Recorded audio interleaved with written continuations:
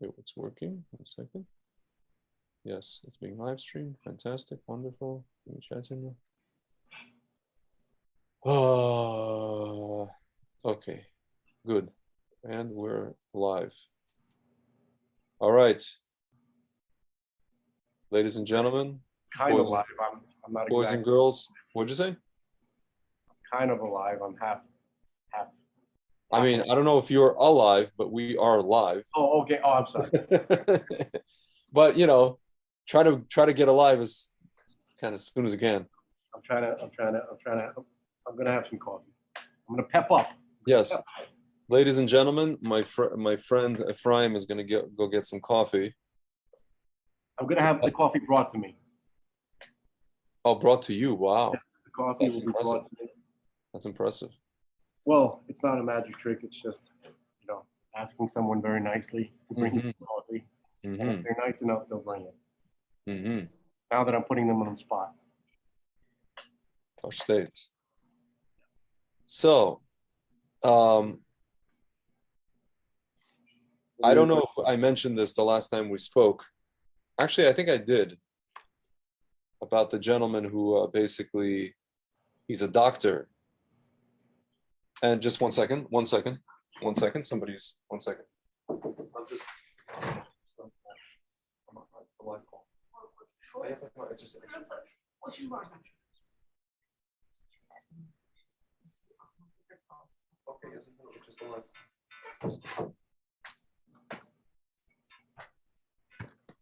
Hello.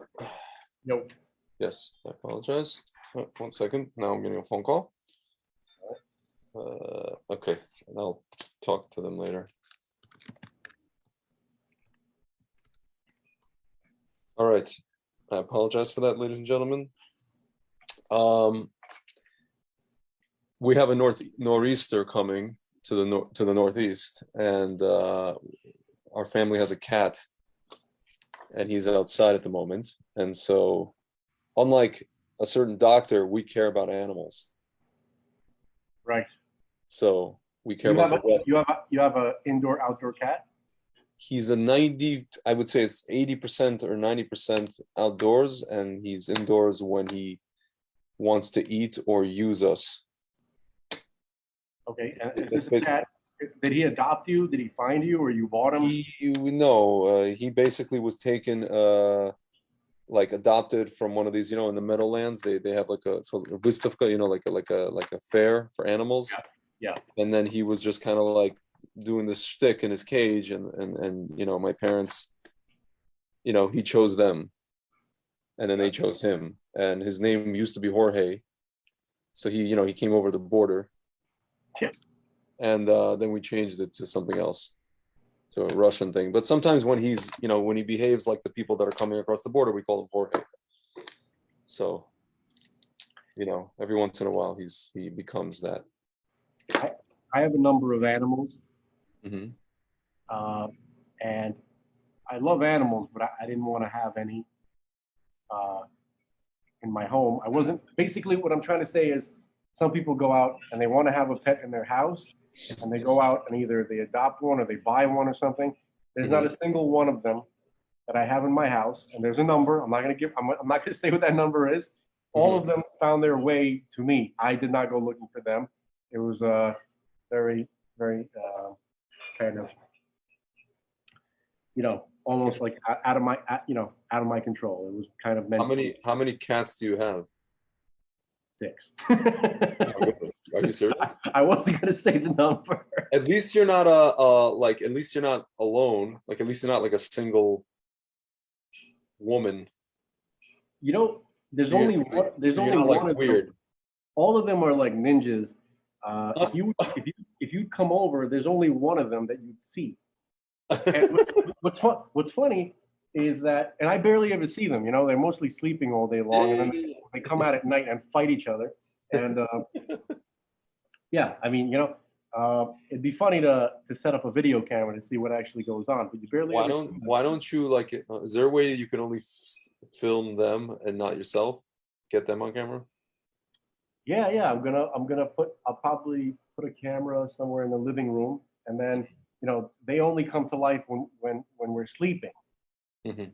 So it'll be interesting to see what they actually do. But only one of them is visible to people. So it's not, what I mean? It's not like having like six Rottweilers.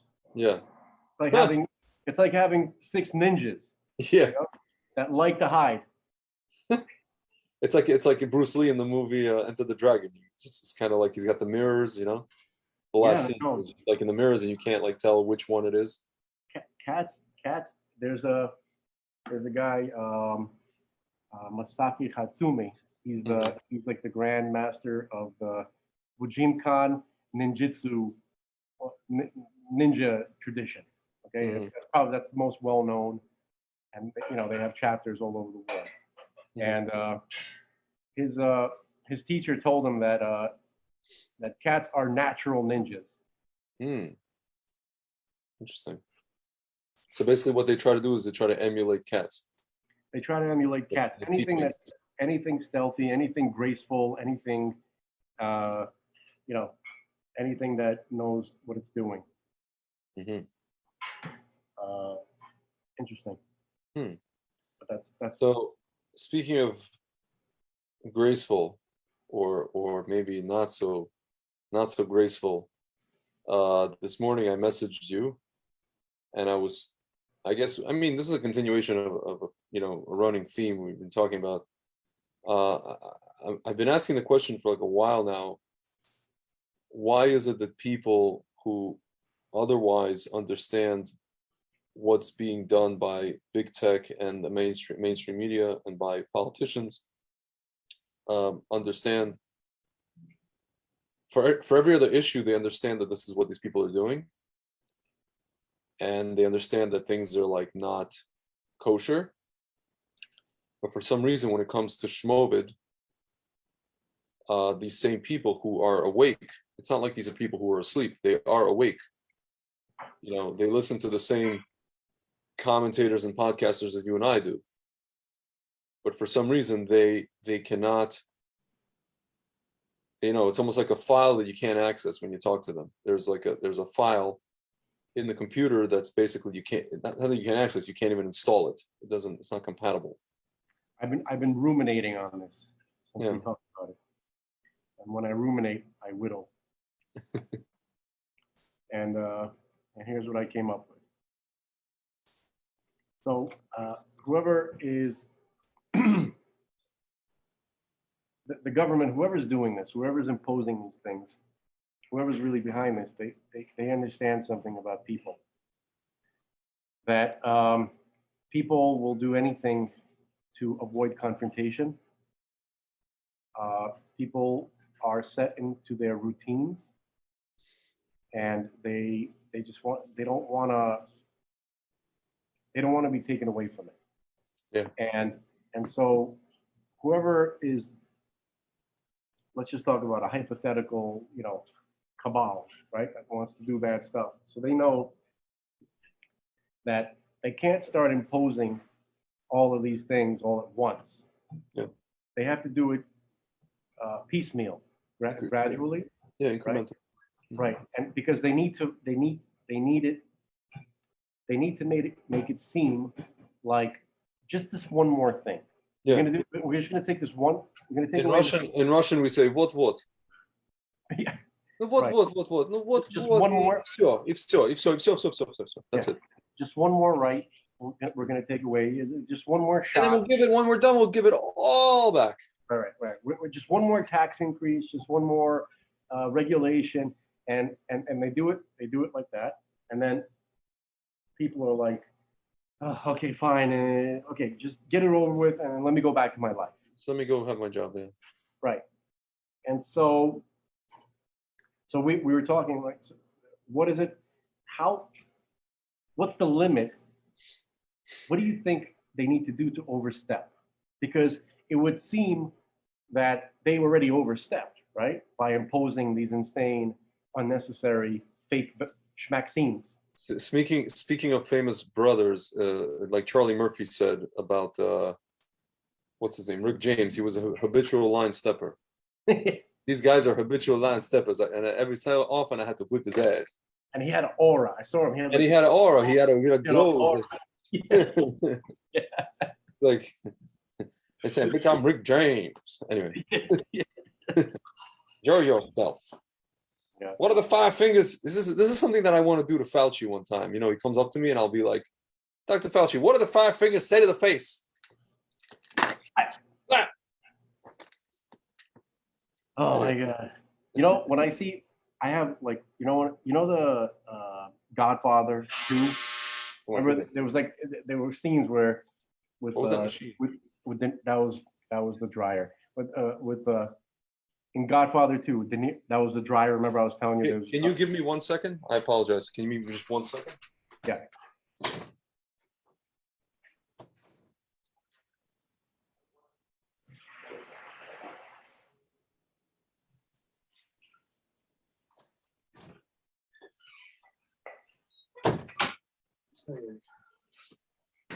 Yes, sorry about that. You were saying? Remember in Godfather 2, there's a lot of scenes about Don Corleone in his youth as a young man, even back in Sicily when he got revenge against the guy who killed his father. Remember? Yeah. Remember how he got close to him? Like he wanted to. Yeah, like really close, and he spoke to him. And yeah, and then you saw it. He like stuck the knife in him and went like. Across his body. Yeah, that's what you want to do to him. I didn't say that.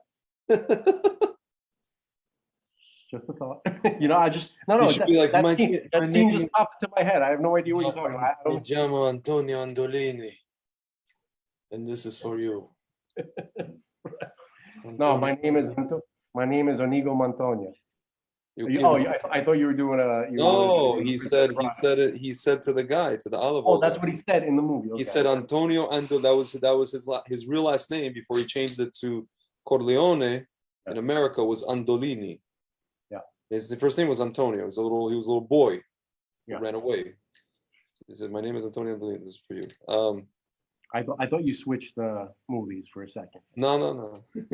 We're still in the same movie. Ain't no new movie. But it's the same theme. Yeah. He was also looking for revenge.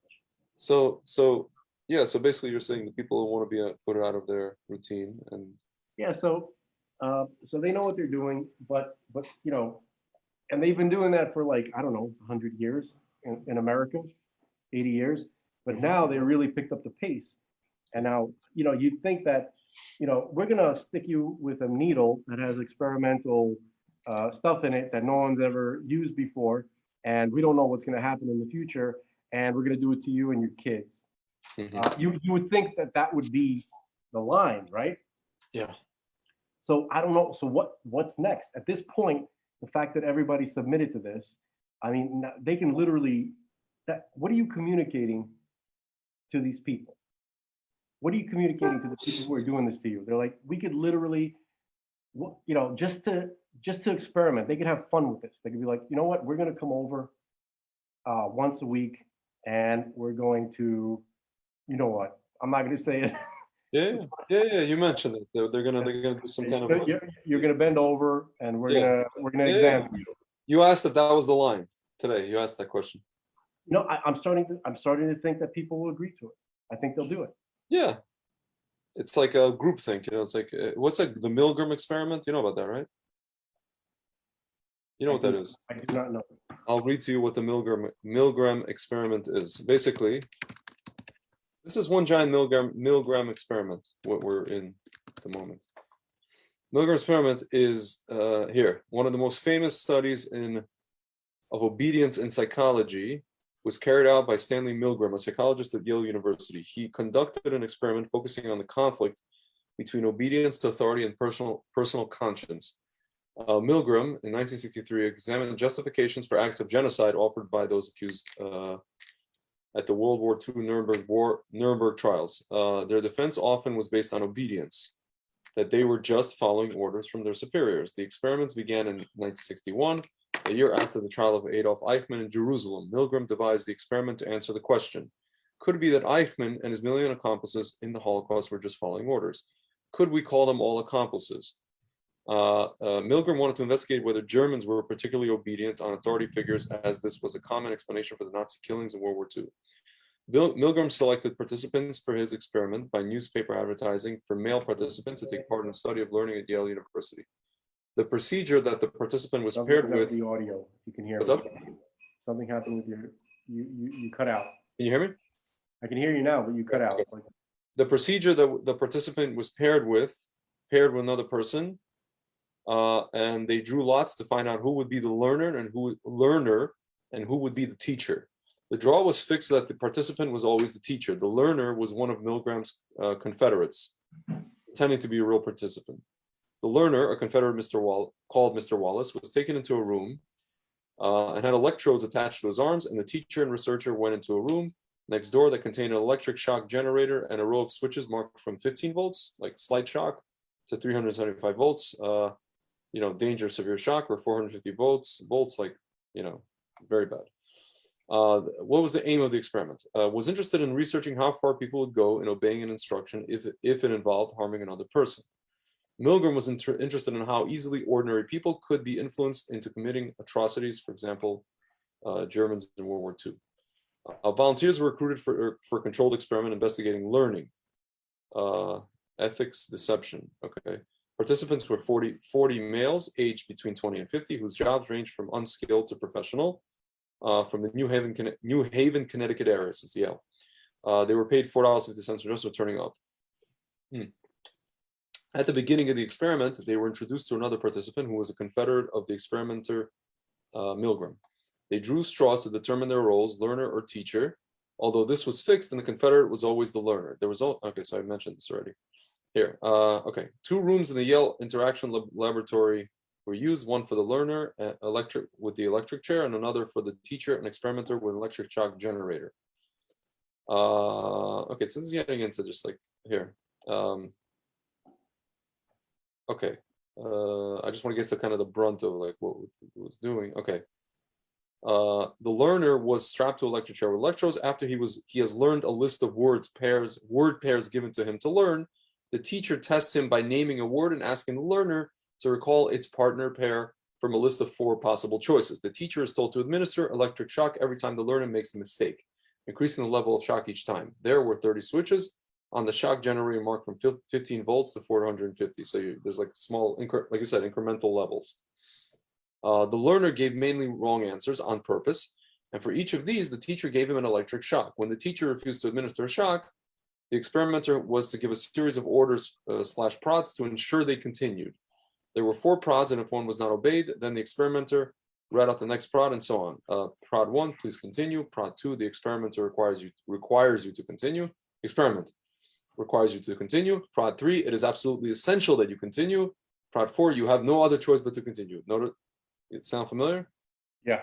Already? Okay. Yep, absolutely. It's like, we have mandates. At first, no mandates. Then we have mandates. Now it's like, it's not a law, but, whatever. And then it's like, all right, our patience is done. And like, that's it. Results, 65%, 2/3 of participants, the teachers, continue to the highest level of 450 volts. All the participants all of them continued to at least 300 volts. Milgram did more than one experiment. He carried out 18 variations of his study. All he did was alter the situation to see how this affected obedience. Conclusion: ordinary people are likely to follow orders given by an authority figure, even to the extent of killing an innocent human being. Obedience to authority is ingrained in us all from the way we are brought up. People tend to obey orders from other people if they recognize their authority as morally right and or legally based. Like it's a moral duty to take the stuff. You're izver, in Russian we say izver, you're a horrible person. If you don't, this is for the good of society, all these things. Or there's a mandate. This response to legitimate authority is learned in a variety of situations. For example, the family, school, and workplace. Milgram summed up in the article The Perils of Obedience in 1974. The legal and philosophic aspects of obedience are of enormous import, but they say very little about how most people behave in concrete situations. I set up a simple experiment at Yale University to test how much pain an ordinary citizen would inflict on another person simply because he was ordered to by an experimental scientist. Stark authority was pitted against subjects, strongest moral imperatives against hurting others, and with the subjects' ears ringing with the screams of the victims, authority won more often than not. The extreme willingness of adults to go almost any lengths on the command of an authority constitutes the chief finding of the study, and the fact most urgently demanding explanation. Well, hang on. So basically, this is like Milgram's agent. He came up with a theory of this. So he's explained behavior as participants by suggesting that people have two states of behavior when they're in social situation. Do you know anybody like this? Like, think about it for a minute. Do you actually know anybody that would participate in this type of experiment and would actually follow orders to that level? I don't think I know a person. Can I tell you something? I didn't think I did. I didn't think that I knew anybody, and then in this past year and a half, I learned that there are some people that I know that I knew who would probably do this, or would go at least to, I don't know, not 300, but at least 150 volts. These are the most weak-minded of people. Yeah, like it's not. I wouldn't say that this. I can't imagine how this would, describe the majority of the people, even the ones that I know. We can never imagine. This is the problem. You never imagine. See, it says so. It says two types of behavior. See, it says the autonomous state, people direct their own actions and they take responsibility for the results of those actions. And the agentic state, people allow others to direct their actions and then pass off the responsibility for the consequences to the person giving them orders. In other words, they act as agents for another person's will. The irony, as we know, these people are going to try to claim that, it's not my responsibility, but these people are usually held responsible. It reminds me of a couple of routines from Louis C.K. and from Norm Macdonald. Norm Macdonald had this whole routine where this guy, he starts hearing voices from the devil, and he ends up killing his whole family and chopping them up and everything. And then and then wait for and then the devil said, okay, after you do that, wait for instructions. And then in the end, it's his friend who was playing a practical joke on him, right? and then the reaction was, oh, that was you the whole time. I thought it was the Dark Lord. Oh, you know what I mean? And then the other one was with Louis C.K. is when some guy, he goes to hell, Dante's, the Catholic version of hell. Right? Yeah. Probably the Muslim version of hell too. And so he's like, I'm the type of guy, I can just imagine myself. This is Louis C.K. talking about himself. He's like, I'll be in some hallway, waiting for my demon parole officer to come and, begin my eternity of torture and hell, right? Yeah. And I'll be sitting there, and then some demon will come up to me and be like, hey man, do something, do a horrible sexual act on me right now. I'm not, I'm trying to be nice on your show, right? Yeah. and then so the demon is raping Louis C.K., right? Yeah. And then his real demon parole officer comes and says, hey, what are you doing? He goes, what? I thought I was supposed to do that. He goes, that's Richie. That's not the guy assigned to you.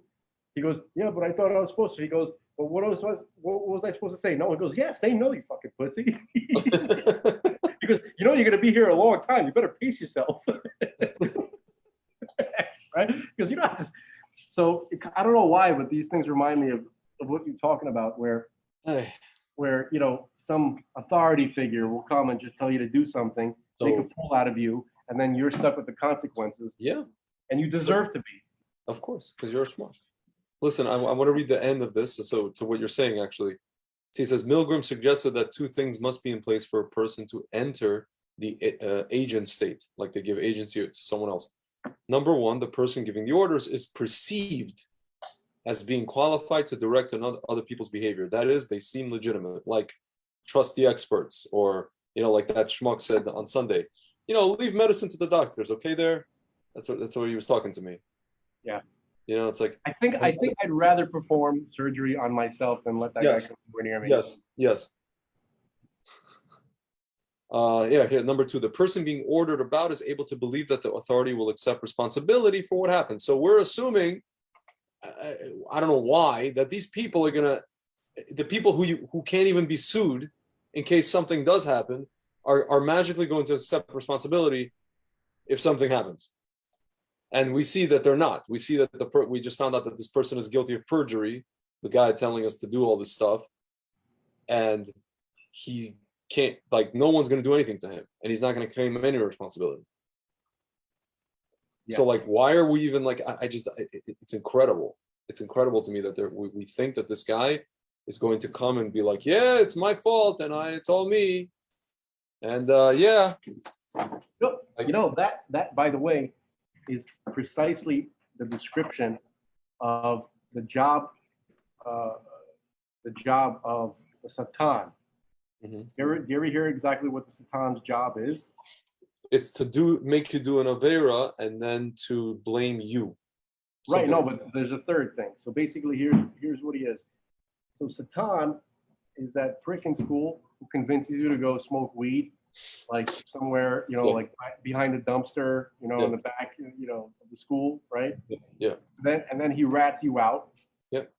Right, and then he delivers the punishment. He whatever, you get ticketed, you get the letter sent in your ear. Did you ever see the movie Scent of a Woman? The guy had, at the end, the whole reason the guy was even California. Tricky California. What California? Tricky. I get the sense that it's Tricky California. You remember that? He said that about the stewardess.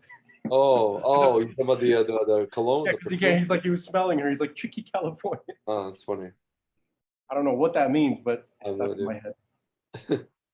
No, but so in the end, where he's like, he's defending the kid, what's his name, Chris O'Donnell, and the only reason that guy got into trouble was because he was with, going around with these kids, or he saw these kids doing like vandalism in the school.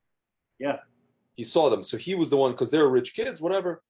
So it's like, these kids did the vandalism, he saw them do it, or he was with them, and because he's like the poor guy who can't pay bribes, or his pappy can't pay bribes, he's the one that has to go, before this committee. And so like, what's his name? Al Pacino's like, and at the end he's like, Jimmy and Trent, F you too. But that's all they got. They got no punishment whatsoever. Philip Seymour Hoffman, also the rich fat kid, got no punishment whatsoever. His dad came with him, and the person who had to defend himself, like in the Beis Din Shalmala, was this kid who has no money, and defended by a blind guy. The Levi Yitzhak of Berdichev. You know what I'm saying? Yeah. the defense guy, no, defense attorney of the Jewish people. Yeah, he was the protector of Israel. Absolutely. Mm-hmm. So I just love that part. He's like, Jimmy and Trent, wherever you are, F you too. Yeah. So ain't nobody taking responsibility. So the question, back to the question, like, it was explained to me, I think I told you, the mutual friend of my friend who I'm trying to show evidence, and again, this is a guy who, on all other issues, he's awake. And then when I come and I show him evidence of issues here, he can't even hear it. And then our mutual friend explained to me, he's like, dude, the guy's, he's trying to go about his life, he's this and that and the other. I'm like, and he's like, he's like, you're coming at him from a this kind of perspective of, you're seeing the whole grand picture and this grand plan from a political perspective. I'm like, at this point, it's not even political, it's more medical. I'm showing him the medical ins and outs of all the issues at this point. It's not just what these people or evil people are trying to do on a grand scale, apart from that, and he explained to me, he's like, this guy, he's got this going on, he's got that going on. I'm like, dude, in order to have any of these things going on, you have to be alive. You got to be alive. You have to first be breathing and alive in order to have a life that you think you have. Yeah. So how would you explain this? That's how would I explain this? They don't really believe it. They don't believe what? They don't believe that everything's okay? They don't really believe that reality can catch. Most people don't, like, I'm not separating myself from that. Most people don't, like animals, for instance, right? They have no sense of their mortality. They live in the moment. Like, they're not walking around like worried that they're To going to what die. you're saying, can I pause you for a second to what you're saying? Because speaking of animals' mortality, it just started pouring, and I think this ninja is outside, and I need 30 Get him, seconds get him. to wrangle him into the house. Give me one I second. support.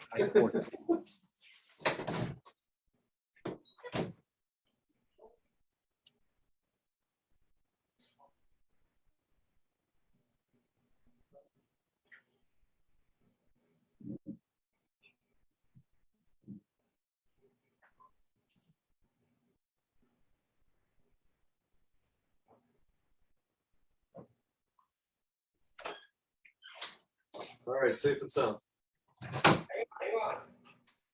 He's safe and sound. He's just hanging out in the other room. All right. The ninja is secured. Is he? You got him? No. He was already let in. He's just hanging out in the next room. No, so you were saying that people. Oh, so animals have a. Yeah. So animals they go through life. Well, as far as, I mean, we don't really know, but that's what people think. Scientists who study animals, apparently, they don't really have awareness. They don't know what they're not familiar with the concept of death. They know pain. They don't want to, they know how to avoid pain. Yeah. They don't want to be hungry. They don't want to be attacked, and they know what it's like to be hurt. Yeah. But they don't know that their life is going to end. They don't philosophically think about the idea of that they're, it's like, oh my God, probably not. So, but people, we can think about it, and we do think about it. Yeah. But on some level, we want to believe that it's not going to happen, and that think about God forbid, a break-in, an armed robbery, getting kidnapped, carjacked, getting mugged. These things people don't really. Yeah. They hear about these things happening, but it's always like, oh, that's somewhere else. That's like, just it's because most people don't see that every single day. Some people never see it, and it's always someone else's. I always say like this. So it's always someone else's parents. It's always someone else's sibling. It's always someone else's kid. Right. Unfortunately, until it's you. So so that's still, that perception is still allowed to remain. You understand? Like the only time that people understand that no, it's coming for everyone is like massive all-out war. Yeah. Understand? But when there's no bullets whizzing, there's no bombs exploding, and Domino's is still delivering, and Netflix is still streaming. You're in your house, okay? Even if it's your next door neighbor that's like, fell off the couch and like foaming from the mouth because of the schmack right? That's still separate from your experience. Understand? Yeah. And people, there's a lot of really ugly traits that people have, where, again, you can kind of blame them, you kind of maybe can't. Where Patrice O'Neill said like this, he goes, don't force me into your world of horror. Yeah. This is in the context that he was talking to some guy with a massive goiter at a party, right? Okay. And he was like talking to him, right? And then at some point, like Patrice snapped, and he goes, so you're just gonna stand there and just like pretend that you don't have this massive thing sticking out of your. He goes, you don't feel the need to explain that, like that's normal or something like that. He goes, and you expect me to hold all my evil inside and be mature about this, right? He goes, why are you pulling me into your world of horror, right? So that's not, so Patrice. One thing about Patrice is that he's very honest. He's not good, but he's very, very, very honest. He'll tell you what people think inside, and so. But I think that's pertinent to this discussion because, is that right? Is the word pertinent correct? How about germane? Yes. Is that better? Yes, germane, pertinent. Yeah. Okay, fine. So basically, people are like, when they hear bad things happening, it's always like there's levels of distance. Yeah. And even if it's really close, you still that's not necessarily reflective of what a person feels about it. So if something's happening down the block, it's like I don't really know that guy. It's not part of my reality. Let it stay over there. I don't want to get. I don't want to know what that's about. It's kind of like a typical thing. You're on the New York, all these people you see like on New York City trains, and something's happening. Not one person would lift a finger to help. They just want people just want to like be in their world and get home. They're not they'll lift a finger to help a guy getting his ass beat. You know. Right. Look, there's some reasoning behind it because nothing is.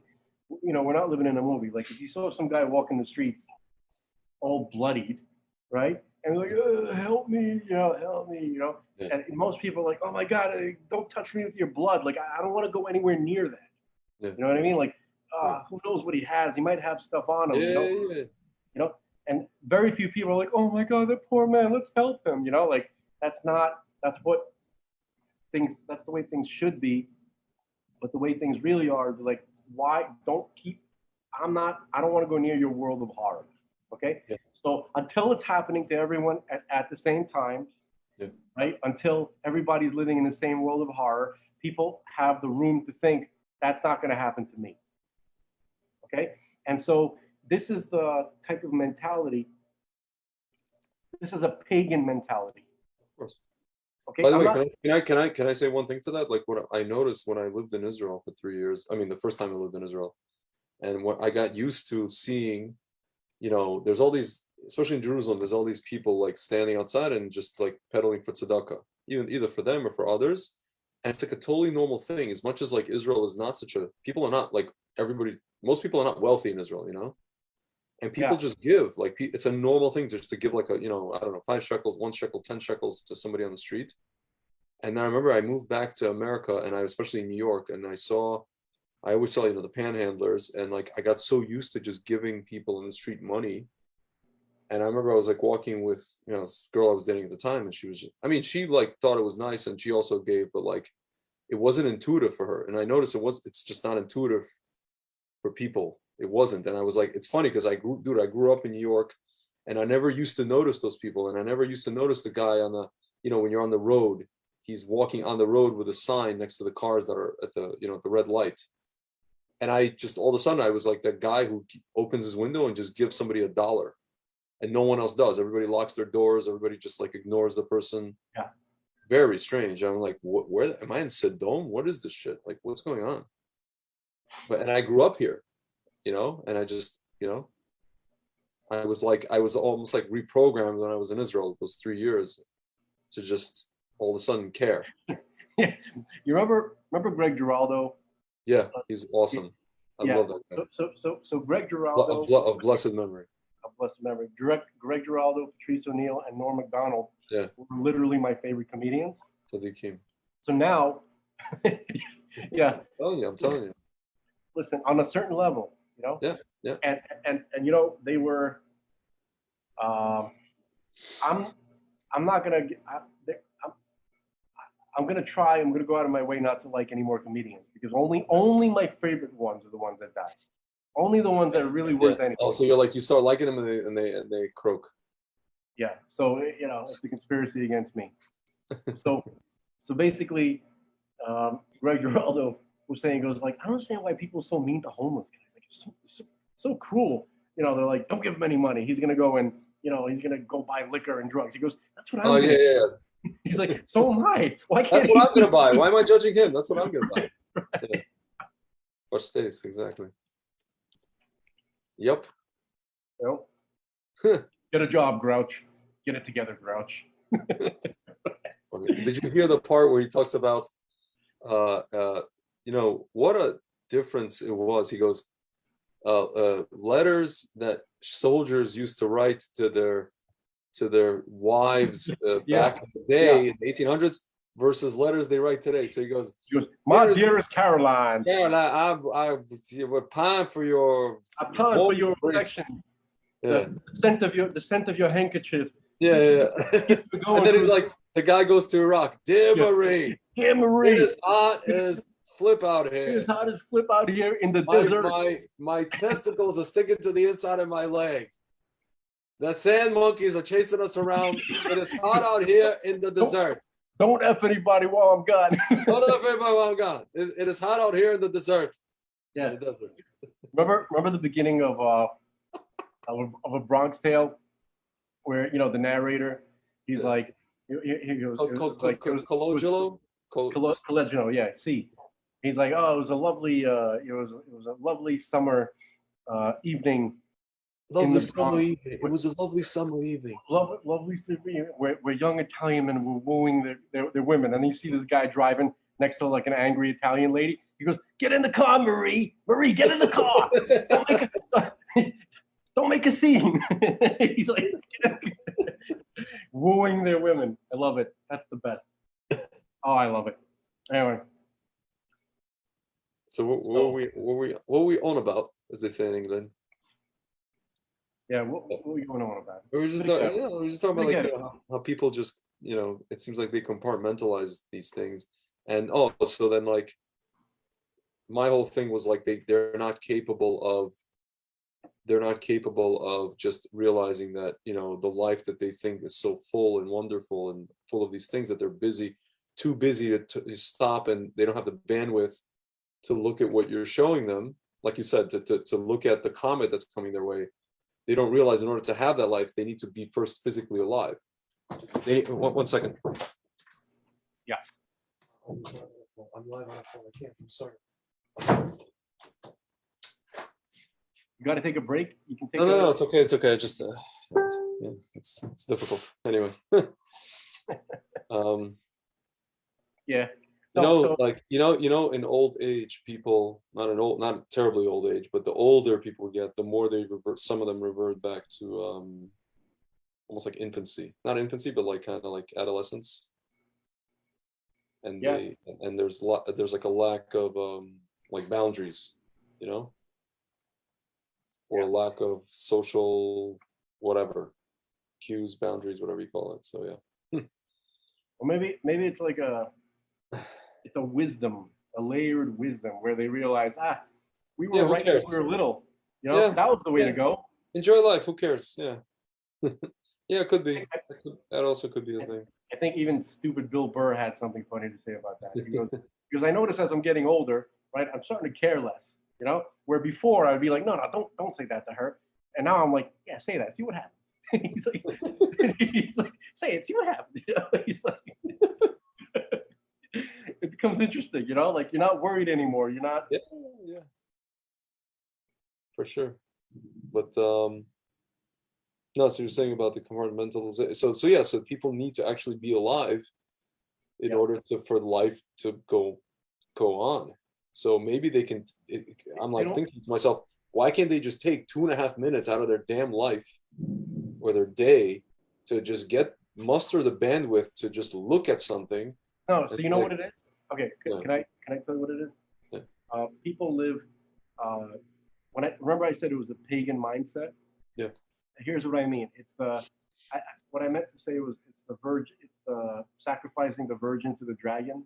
Like every village has like a dragon that they have to sacrifice a virgin to, right? Like some god, some dragon, and the village is hoping it's only going to be one girl, and it's not going to be everybody's daughter, right? So if you satisfy the dragon one time a year or one time every 10 years, depending on what village you're living in, right?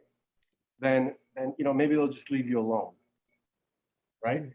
But what if the dragon starts coming every day, right? He starts coming twice a week. Yeah. Okay.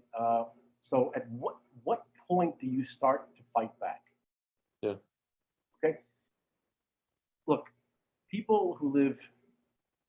Israel has like a different situation going there. That's a special case. But people living outside of Israel, let's talk about people in the United States.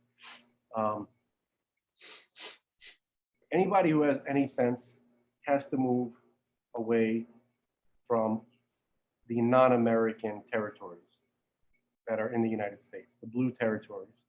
Yeah. And what I mean is like this: just let's spell it out.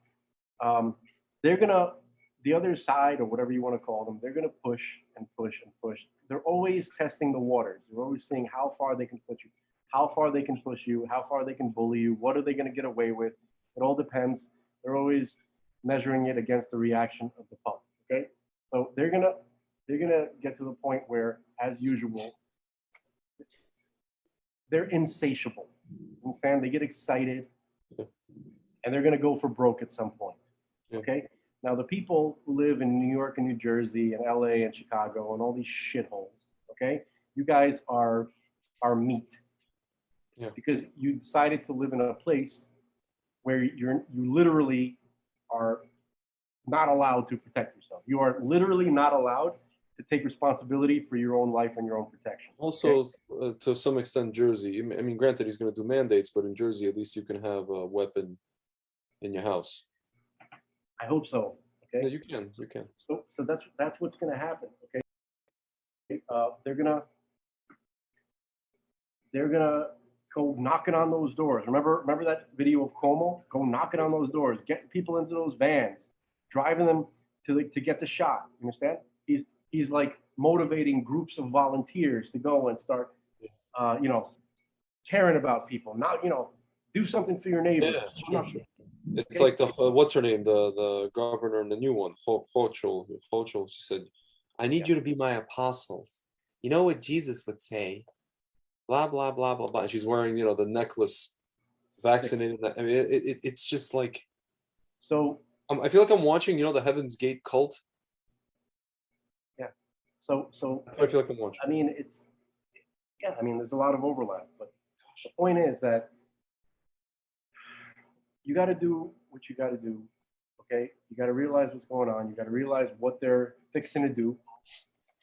What they're working towards, and the more you're quiet, the more you comply, the more emboldened they get, the more confident they get, the more they're going to ask of you.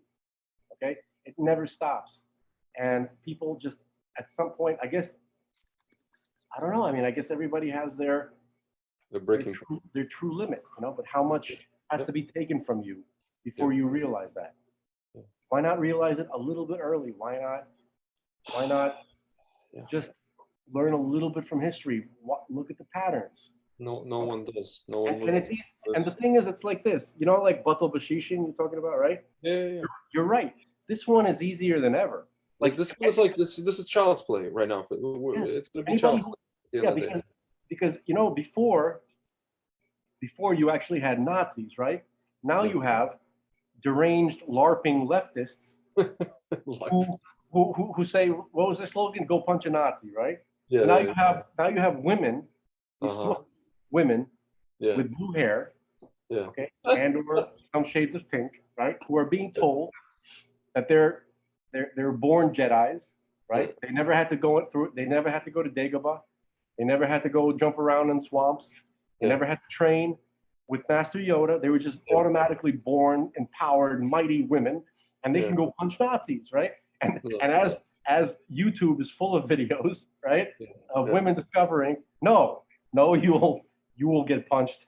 You will not be punching anyone. Okay. So can I tell you something? There was a guy. Speaking of the blue hair, there was some guy on Twitter. I forget his name. Konstantin Kisin. You know this guy in UK? He was a comedian, Russian Jewish guy in UK. Here, I'll tell you what he wrote. I think it was him. Here, he wrote basically like this. You know who I feel sorry for? People with blue hair who aren't mental. They have to get pulled in with these psychos, Blue hair used to be the sole territory of nice old ladies at salons. Yes. Okay, with the poofy hair. Now it's, oh god. Anyway, so the point is that the supposed people who they're deranged, right? Which it's sad and it's bad. But if those are the guys who apparently are going to be the shock troops, right? Then it's like you guys are lame. You guys are kind of freaking lame there. Remember? I don't know if you ever saw this. There's a movie, Scary Movie. It was like a parody on all the different horror movies. Yeah, yeah, right? yeah.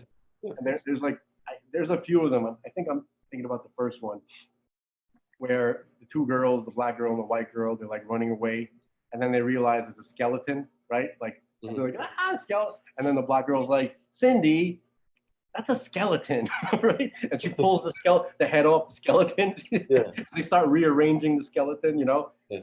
and then they kind of feel bad for the skeleton after they finish. But that's kind of what I'm talking about. Like, I don't think it's going to be jackbooted SWAT teams that are going to be coming after people. It's going to be, deranged, Yeah. transgender. Well, they do have on occasion. You saw last summer. They'll just pay the Antifa kids who are basically hopped up on I don't know what it is, MK Ultra or whatever the hell they're hopped up on, like zombified, and they just go, and then they put out bricks on the street, like piles of bricks that are apparently funded by Soros. These like random there's like a random pile of bricks on the street. You saw that, right? And they just grab them and throw them. Nice. Yeah. That's like the kind of the worst as would get. Well, now they realize, well, we have to deprogram or reprogram all of the soldiers into wokeness. That's what they're trying to do. Yeah, no, I mean, it didn't, I think that they probably anticipated that Black Lives Matter wasn't going to go along with it. Yeah, eventually, because blacks are not going to take this stuff. That's not really true, but not in this particular case, because just like every other leftist middleman, at some point they realized that they were idiots. Oh yeah. No, they actually never realized that. They realized they're double crossed. It's going to hit them in the head. They're going to be purged. Of course, they were double crossed. Right? Yeah, just like Trotsky. Useful idiots. Yeah.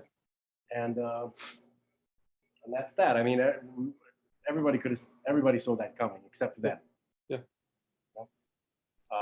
Just like Trotsky, you had, he went to Mexico, and that was the end of that. And then Stalin sent his guys. Trotsky wasn't such a beaut himself. He wasn't, but Stalin was the dude that ended up just liquidating everybody. I love that term in Russian, liquidировать. Like turn somebody into just liquid. Nothing. Yeah, just liquid. It's nothing. Crazy. When you cheapen life, then you suffer the consequences. Everybody falls into that category. Everybody thinks that they're gonna get in with the in crowd, with the ones in charge, right? Mm-hmm. Like you wanna become part of the people who are going to be running things, and but you're not. You're not. You're just going to become a pawn. You're going to become a tool, okay? And you're going to have no home because you're going to betray the people who you were with, who from where you came from, right? And then you're going to realize that the in crowd that you were trying to get in with just used you as a pawn. Now you got no place to go. You got no one. You got no place to crash. Yeah. You know what I mean? And it's like leftist Jews actually.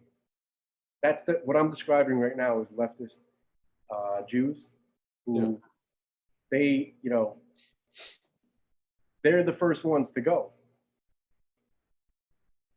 Understand? They're they're doing what they believe in. A lot of them, it's funny. A lot of them are waking up very slowly. It's like what the Rebbe said. We think it's going to be 80-20 rule, but Rebbe said what? It's going to be everybody, I guess. No, it's going to be. Yeah. No, look. There's a lot of mystery about Moshiach, and obviously, he has a couple of tricks up his sleeve that I haven't seen. I don't know what he's going to do, but that's why we need him to show up. We need somebody to show up who's going to show us something we haven't seen before. Of course, like you said, what is it? Gozer the Gozerian. The what? Gozer the Gozerian or whatever you call it. No. I was just using like ridiculous. I know. The point is that it's going to be something different. It's going to be something. Basically, the idea is like this. It looks really bad, and it's meant to look that way because it is bad. Okay, Yeah. and it's very dark, and it's not visible how it's going to be resolved.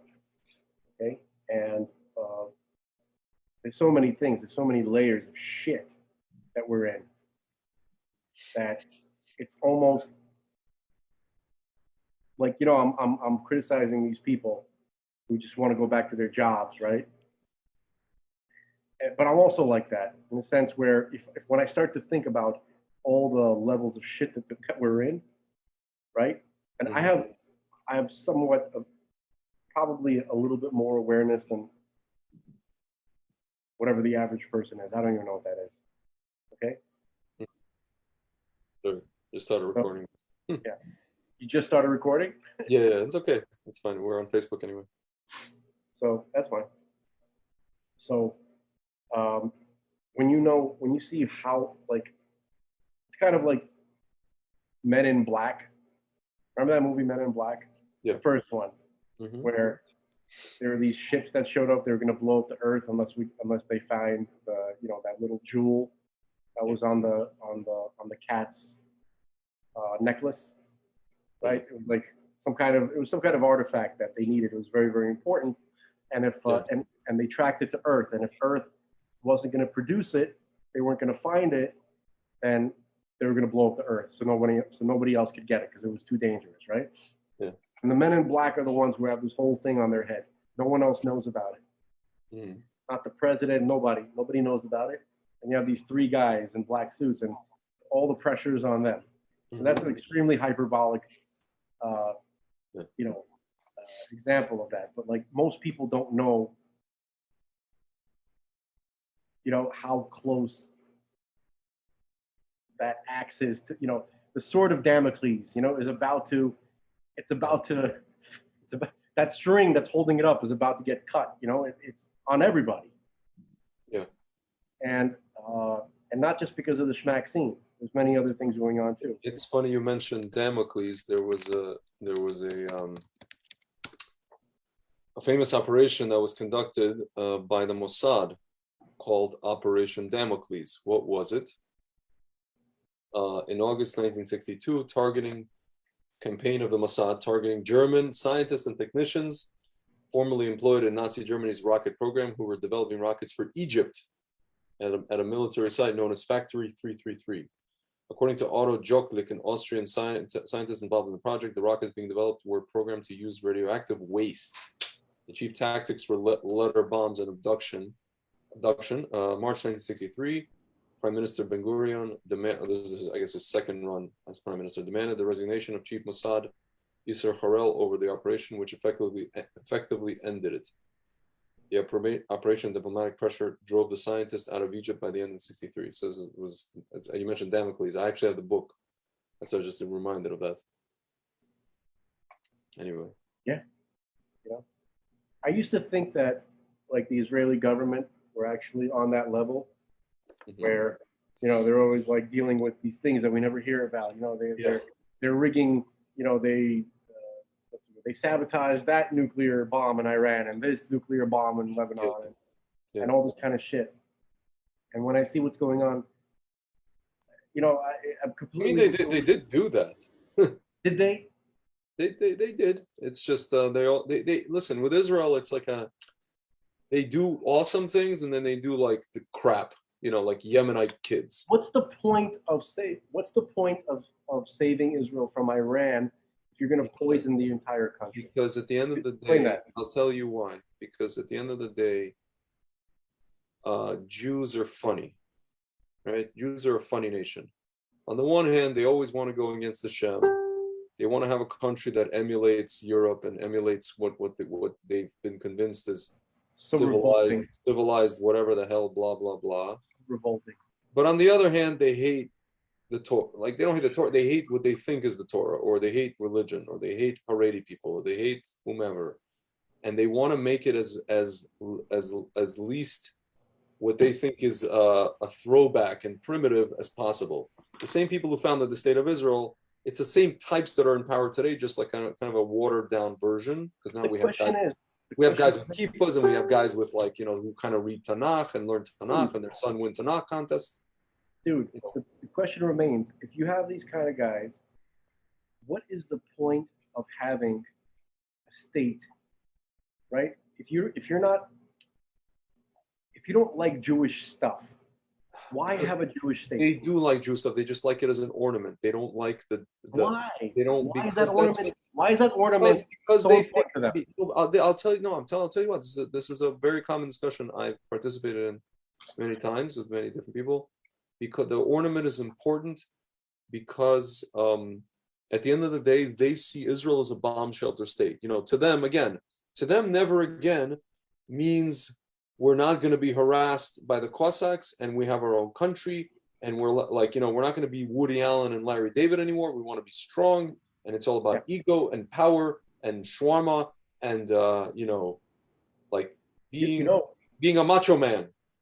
Even the women are macho men. Yeah. You know what's amazing? Remember in the last discussion we were having with Paul, we were talking about. Actually, you might have stepped away that moment, but I was talking to him about after the flood, the people who built the tower in the city, right? And they wanted to fight. They wanted to fight God. They wanted to escape the dominion of God. They didn't want to be subject to His rule. They didn't want to be subject to His to the consequences of them doing something like the flood. They didn't want to be subject to the flood. To them, that was never again. You understand? And the city that they were building. So what happened was, before they started building the city, when the population started increasing again after the flood, they went to the valley of Shinar. Remember the wording? And they found something there, right? So there's, there are commentaries that say that they found some kind of technology that's related to Shir Koma, which is like the true deepest secrets of reality. It's the programming language of the universe. Yeah, you mentioned this. Shir Koma. That's the Kabbalistic term. Mm-hmm. Okay. So they started using it somehow. Okay. And they wanted to leave the sphere of influence. They wanted to leave God's bubble. Okay. And they wanted to create their own bubble that protects them from God. You understand? It's the same thing with Yonah. He wanted to escape God. And that was a little different. He didn't want to escape God. He wanted to. He was just a continuation of Moshe, doing anything to save the Jews. He was so worried about the Jewish people that I'm talking about Yonah. I'm talking about the story. Yonah and the whale. The whale, yeah. But what is it? What do you mean? Yeah, he was running away. He was running away from his duty because if the people of Nineveh heed his word and then they actually do tshuva, that would make them look much better than the Jews who were not doing tshuva at all at that time, right? And he was so worried about the outcome of that, that he didn't want to go and do the job. So that was like a little bit different. He was not trying to get away from God. He was just trying to. But what Israel is doing is exactly what the people in Tower of Babel are doing. They're trying to escape God's providence. They want to. The never again means that we're going to be protecting ourselves from God. That's what it means. We're going to protect ourselves. All of those missiles that are flying into Israel, right? Yeah. I think somebody up there, somebody in the highest levels of Israel understands that this is coming from God. I really do. I really do. Listen. Rabbi Lazer Brody says, all these rabbis, they say, we're like the dog when we attack Hamas. Not to say that we shouldn't defend ourselves from Hamas, but when we attack Hamas, we're like the dog biting the stick. We don't realize who's holding the stick.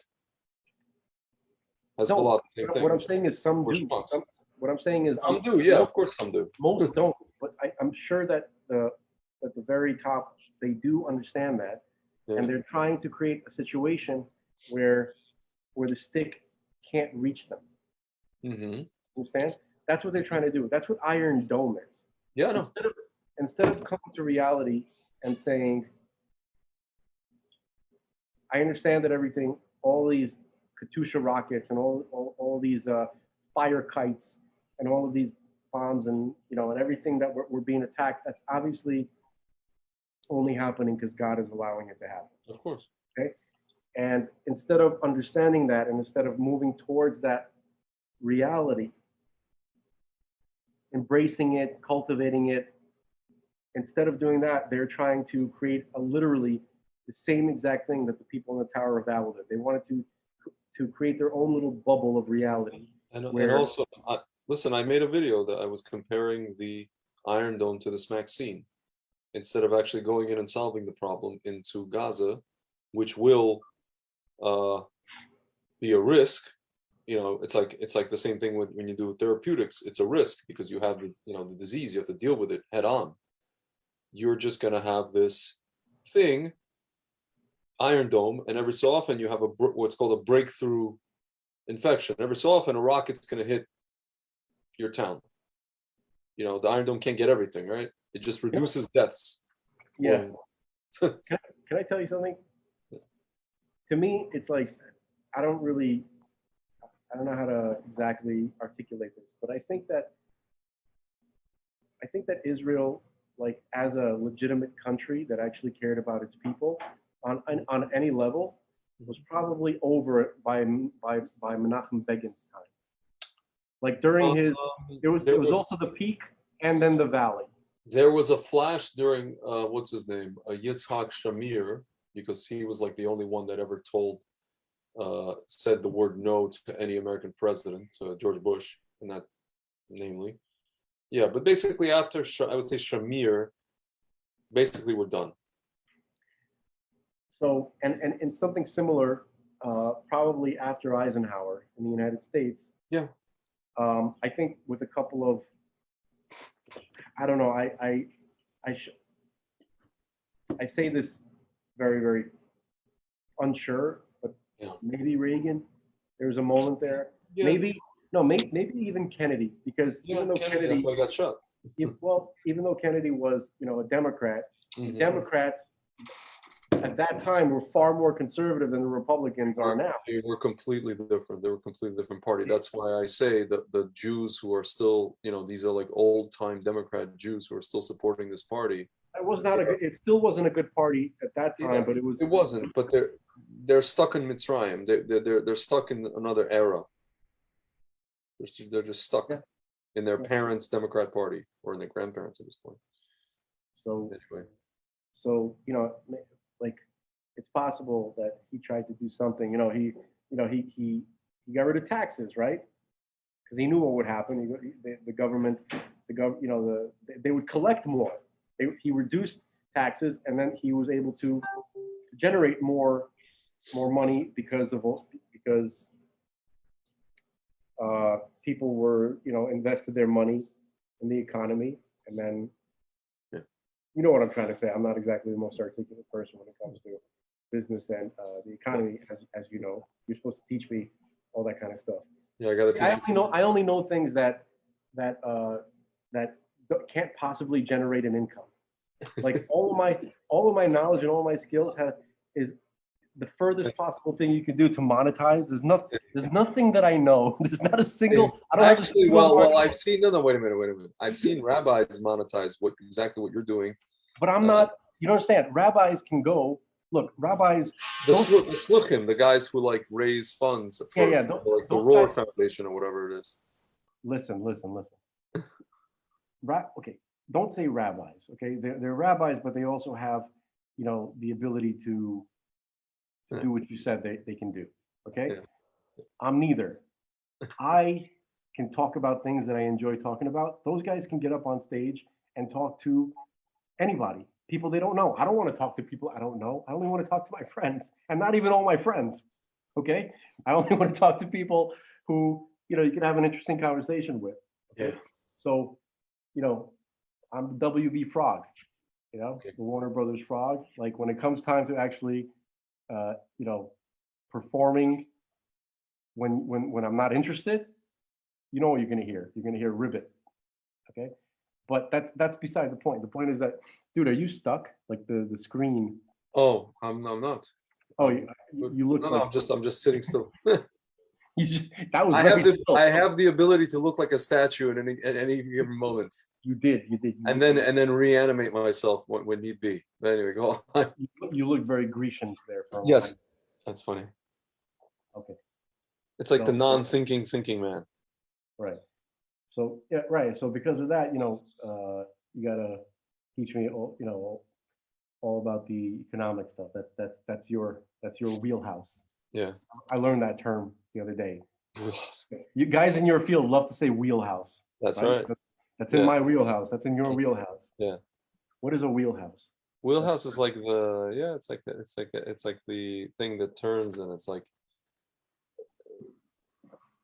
yeah, I don't know why they say that. It's just so weird. Anyway, it's like I had a Norm Macdonald moment. Yeah, I don't know why they say that. Yeah. Did you? By the way, you know what my favorite Norm Macdonald thing that he did was his when he played Burt Reynolds on Celebrity Jeopardy. Amazing. Yeah, he's a good guy. And he's like chewing his gum. Yeah, he's a good guy. Yeah. No, it's funny. Okay. Funny. Big hat, larger than normal. Yeah, it's funny. He's like the non-give a F level of that guy. Yeah. In any like situation is just incredible. Amazing. Did you saw when he was like, I think the most famous one was when he was either hosting or presenting at the ESPYs back in the 90s. Wait, you know what? Here, I want to see if you can hear this. Hold on. Norm Macdonald ESPYs. Here we go. We can actually hear this. We can just listen to the whole thing. I'd love to. If you want here. Norm Macdonald. See, they have the long version. Hold on. Now put the short one. The short version. Yeah, it's like 8 minutes, but whatever. Can you hear it? Yeah. I'm excited to be here. And I was asked to host the ESPYs this year. Yeah, hi, that's my name. When I was asked to host the ESPYs this year, folks, I said yes immediately for one reason and one reason only. This show has interns. That's the long version. That's find the shortest one. They don't have a record program. Relations backstage a little later. But man, it's great to be here at the 6th annual ESPY Awards. Hard to believe that the ESPYs are 6 years old. Although I'll find it. You forced my hand. Anthony Mason. Oh, the guy that got into it. Oh my God. Yeah. I've been having sex with the ESPYs in about 12 years. So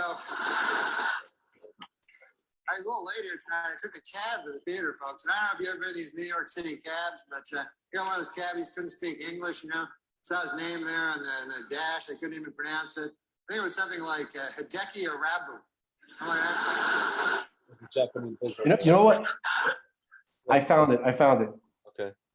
Okay. Just type up Norm Macdonald versus Ken Griffey Jr. Oh, this one. Okay, fine. I saw it. Yeah.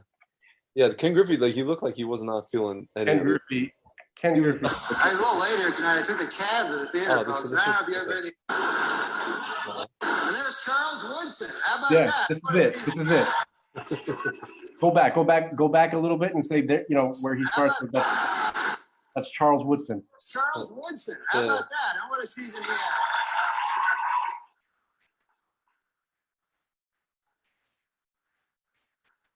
What happened?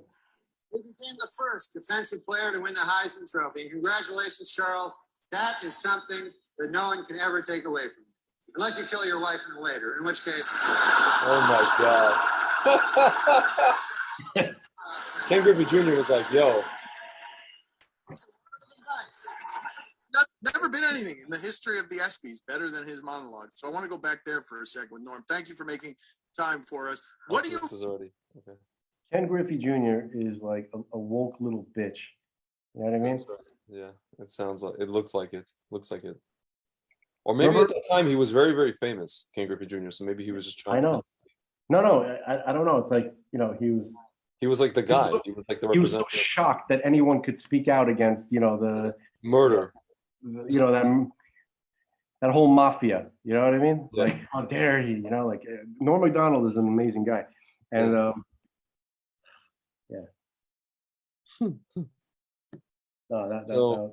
So there's this other one. There's another one where he was. This is on Weekend Update when he was still doing Weekend Update, where there was some kind of issue during the OJ trial where it was OJ's favorite hat, right? And it was like Johnny Cochran was saying, like, this can't be. This is the hat that the murderer wore, and you see, it doesn't fit on OJ. It doesn't even fit on me, right? And then and then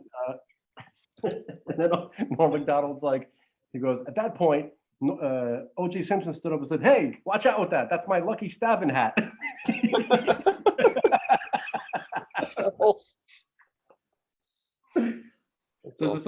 There's this other thing where he said O.J. Simpson said that, you know, that he would have given his life, he would have done anything to save Nicole Brown Simpson, right?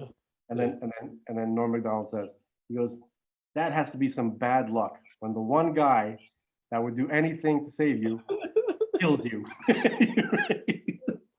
Dude, there was one where he, what was it? You know, the Weekend Update where he just every joke was about Simpson. It was a whole string of them. Oh, he was just. There was nothing else. There was just joke. You know, the fact that O.J. Simpson outlived Norm Macdonald makes me sick to my stomach. It's very horrible. Well, that's, you know, the song "Only the Good Die Young." You know, with the Billy Joel. Yeah, I mean that's just more evidence of the fractured world, as if we needed more evidence. Yeah. Listen, you know, I'll tell you something, man. I'm watching now what's going on with the whole uncovering. Now they're uncovering that, you know, what Dr. Smouchy did with, you know, with the animals. Yeah. And all that stuff. I feel like there's a tide, you know, like the more they press, the more the tide that's about to turn also gets stronger. The more we get stronger, you know what I mean? Like the more they press, the more we press back. Maybe that could be his means of execution. The same thing that the Beagles experienced. You know, what is it? Your brother says he hopes people get, you know, the people that did this get lethal injection with the vax. Yeah, but that's not. I feel like that's too.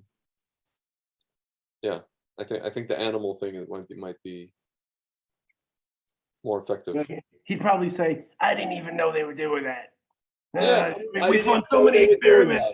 Yeah, I didn't know. We fund so many experiments. It's kind of like they test things on animals. You guys use things that are tested on animals every day, and now you hear about animals, and now you're upset.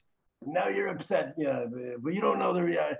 You can't handle the truth. Yeah, I think that it's like you need me on that wall. You want me on that wall. You know, it's like he's like seriously, he's like the bio warfare Soleimani. Every horrible like you know, bio weapon, viral, you know, pathogen, yeah, you know, that is about to be released on the world. He funded it. He funded all the bioterrorism in the world. He makes Soleimani look like a. You know what's crazy? He like railed against gays during the whole AIDS thing. He turned them into pariahs. Look, when you work for the people who control the narrative, you can do anything, and then a couple of weeks later, you'll just flip it, and it'll be fine because the mind control people will make it happen. That's all. Well, the situation changed, and now you have to roll with this. This is science. Dude, there was a video of him literally saying, we're not going to do mandates. I don't think they should do. No, he goes, I don't think the state should do mandates, like a few months ago. Yeah, dude, you know, it's like, look, they're at the stage. Like, I feel like I'm being like, you know, in Russian we say, вешают лапшу на уши. You know, somebody's hanging noodles on my ears. Make a fool out of me, you know? Bro, they've been doing this so long. They have no fear. They have nothing. There's no reprisals. There's no shame. No, shame. Forget it. Shame is antithetical to their entire worldview. Yeah. There's no such thing as shame is the enemy in general. So of course they don't have shame. But the point is that they're so confident in their ability to control the minds of people that they'll literally do and say anything. They literally are, by the way. Okay, it's not. There's no point to even say. Can you believe what he said 2 days ago? He said that, this, and now it's the exact opposite. Yeah, I know. That's what they've been doing. It's not the fact that there's no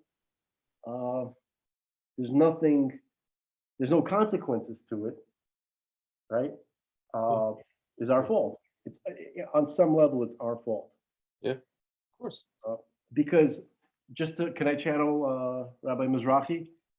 Nothing happens without fear. If there's fear, there's nothing, right? Of course, so on a certain level, he's right. They don't fear us. You understand? They don't fear us. They do fear us, actually. They do. Yeah, of course, very much. But they know that we're not gonna actually do anything. For instance, here's what I mean by we. Anybody American-minded who believes that in the Second Amendment, who believes that they should be armed to protect themselves and their families, right? But at the same time, those are the best people. Those are the most peace-seeking, family-loving, kind of like God people, right? We're not looking for, they're always trying to kind of, what's the word? Like, they're not trying to create more conflict. They're always trying to avoid conflict. They're trying deflate. They're always trying to, right? So they understand who they're dealing with, and so they're sticking. So basically, they're sticking to where they can have influence. Yeah. In academia, on TV, right, in the news, and they're trying to create this alternate reality. What they're trying to do on the TV is they're trying to create the perception that everybody is like them, that the majority support them, that the majority believe what they believe, that want their agenda, when it's in the reality, it's the exact opposite. Okay? But and also with their mandates, they're isolating people, right? They stay in your homes, don't get together, don't go to church. You can go to the strip club, but no church, right? You can't go daven, but you can go to the block party in Harlem. Yeah. You can do that, no problem. Okay, so for sure. Or the protest, the protest in front of Brooklyn Museum. Right. So anywhere where some kind of like goodness or sober-mindedness or some kind of something normal can occur, that's not allowed. But any type of gathering where nothing good will come of it, be my guest. Okay, so that's their next step. I mean, that's not their next step. That's their now step. That's what they're doing. So they want people to be isolated. They want good people to be isolated. They don't want bad people to be isolated. Yeah. They want bad people to get together in Martha's Vineyard, right? Yeah. They, and call themselves sophisticated. Yeah, the sophisticated, right? That's what they don't mind that. Okay, block parties, Spanish Harlem, be my guest. No shul. You can't even go to your rabbi's funeral. Yeah. Anything good is prohibited. Okay, so that's where people really have to push back. Okay, you have to understand that you are the majority. You have to start pushing back. You have to literally start. Don't let them touch your children. Take your kids away from these people. Yeah. Okay, take them home. Right. That includes the yeshivas. That includes the yeshivas, by the way. Listen, man, I've been saying this entire time, and I guess you probably heard me say this on different videos.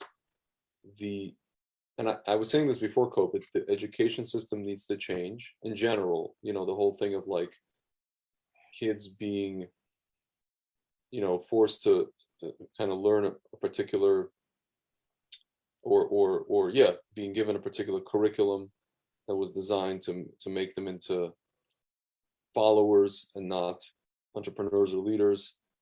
The medical system needs to change to where people are actually looking at different things besides pills and what's called medication or pain management. Yeah.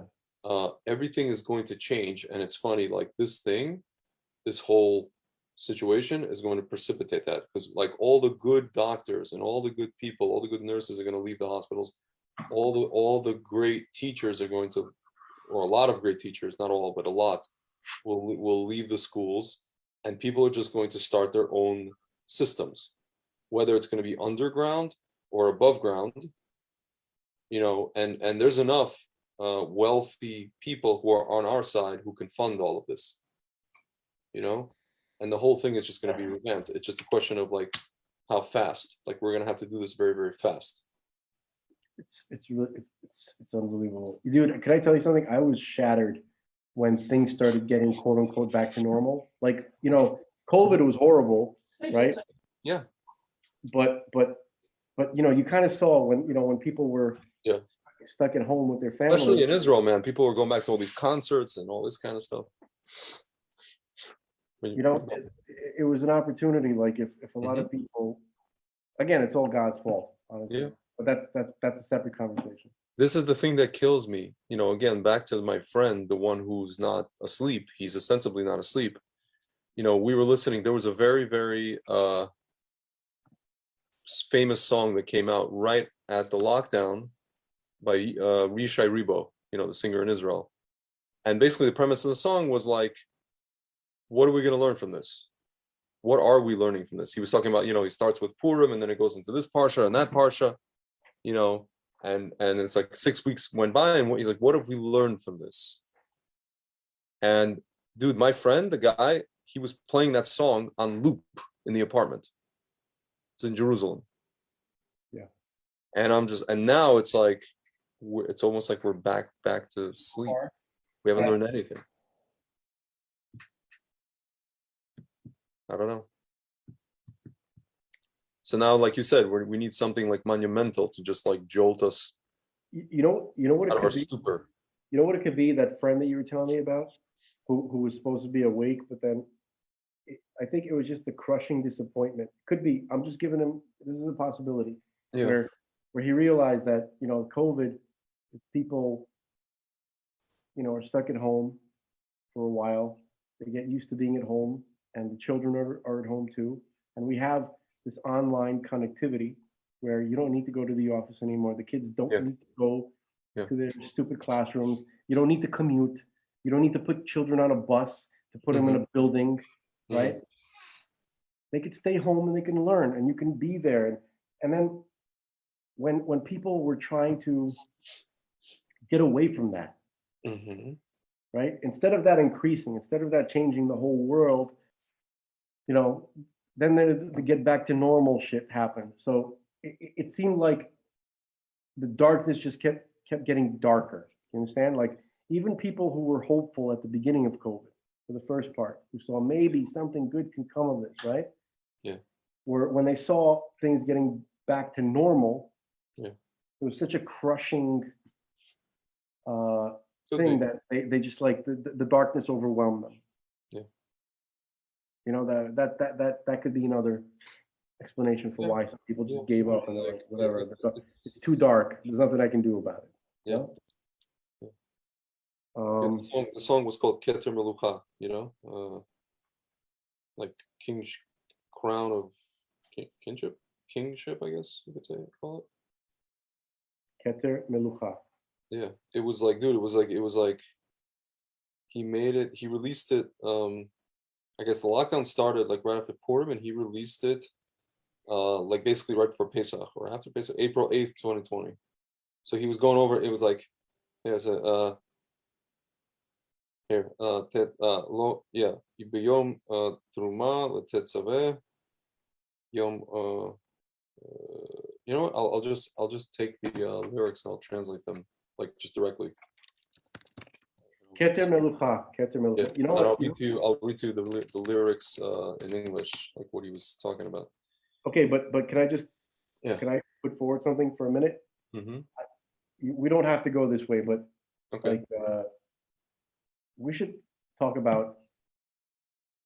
I don't know. Like I was thinking about discussing this. Like talk about the Sefirot. No, we can. We can do that. Just give me 1 second. Okay, so he goes. Okay. Bain Bein Teruma leTetzaveh. Okay, so between these parshas, Yom Huledet is like a little weird birthday. Everything seemingly normal here. What an audience and love, I guess. I don't know. Between and then he's basically like listing the between this parsha and that parsha, and then Esther, Purim, Feast of Joy, who will park and who will travel, who will bear the result. And then another, then the next parsha, the world stops crowding, shut up and shut up. Okay, it's like Migdal Bavel, Shuv, Ishmael and Edom and Israel, and then he goes, there was no one in the city, and in the field there's no longer anyone to deal with. The Tower of Babel is confused again. And then it's like, and then the chorus, what do you want from us? What do you want us to understand from that? How to move away and get closer in this pain. Want to live, I guess, with you and not be alone with Hashem. What do you want us to learn from that? And how will we know to unite in this separation until we give you the royal crown? Also, it's royal crown. And then it's like, okay, and then between this parsha and Vayikra, we're all in the same boat. Spring has arrived. Passover, Pesach is coming. Pesach haba, and with him great hope that will tear the evil, the decree. My uncle went for a bride. I guess it's a direct translation. My uncle went for a bride. We no longer have the strength face to fight. Something like that. These are direct translations, obviously. Yeah, so he's just like, he's like saying all the parshas and all that stuff, and then he's like, what the heck are we learning? And then it's funny, like, Israel got the vax, they rolled out the vax right after that, very, very quickly. And then, like, what is it, like, it's end of May and June, like, back to quote unquote normal life. Israel went back to normal, so to speak. I remember when I came back there in end of May, it was like nothing, and then right away the supposed Delta came out. Yeah. Delta variant, and then all of a sudden, like, Bibi was like, okay. And then America went berserk. America specifically went berserk with all the lockdowns and all this, and and all the mandate stuff. And then Bibi's like, okay, now we got to do the booster, and it's waning. And then they started telling us, oh, we never said that this thing was going to stop you from getting COVID. You could still get COVID. Shmovid. It's like they just like started. That's when they started moving the goalposts. Yeah. And it's just like, and seemingly nobody learned anything. It's, I mean, the vaccine is a direct.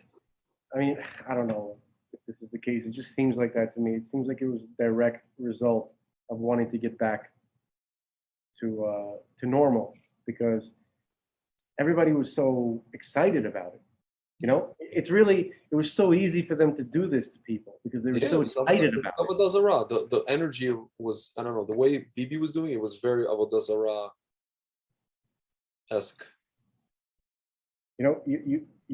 You got so sick of being at home with your family, working from the computer, spending time with your kids, with your wife. Mm-hmm. You were missing. What were you missing so much? Yeah. I don't understand. And it was the result of that, of wanting to run away, wanting to get back to whatever the hell you thought was so amazing about life before. Yeah. The result of that is take a poison. You want that back? Take a poison. Yeah. So I don't know how to look at it. It's almost like mida keneged mida, which I'm not. Again, like when you hear some rabbi say that, it's almost like they're saying, yeah, I mean, it makes sense. It's like they agree with it. Like, yeah, I mean, listen, you mess with the bull, you get the horns. Yeah. People who say stuff like that. Yeah. I'm not saying that I'm happy that it went down like that, or I'm not saying that there's any satisfaction in seeing people suffer for making mistakes. In fact, I wish that none of that was part of reality, but that's what it looks like. I'm just saying that's what it looks like. Yeah. That's what looks like what happened, and it's still happening. We had it like the world kind of had an opportunity Yeah. To be like, all right, listen, I'm not in such a rush to get back to this job. Okay, look, I didn't think I could work from home, but I seem to be doing it. What do I do at an office? I go and I sit down at a table. Yeah. I go on the computer. I have a phone. I have all that at home. Why do I need to? Exactly. No, but listen, there are things like I was telling my sister about this. She does work for a company. There are things sometimes like when you're next to your coworkers, there are things you can see, and there are things they can show you. You can show them. It is a different dynamic. It's not worth it, though. I mean, it's not worth it. It's true in the long run. Learn to adjust. Like, figure out a way to use the technology that God gave us for good. Yeah. He gave us connectivity so that we don't have to get into, spend an hour in traffic and, and rubberneck a horrible, accident for some poor schmuck who's trying to get to work and got into an accident. For what? Mm-hmm. It wasn't even it's like the movie Office Space, the first scene of Office Space where he's like sitting in traffic and then he keeps changing lanes, and every lane every time he changes lanes, he's back to standstill.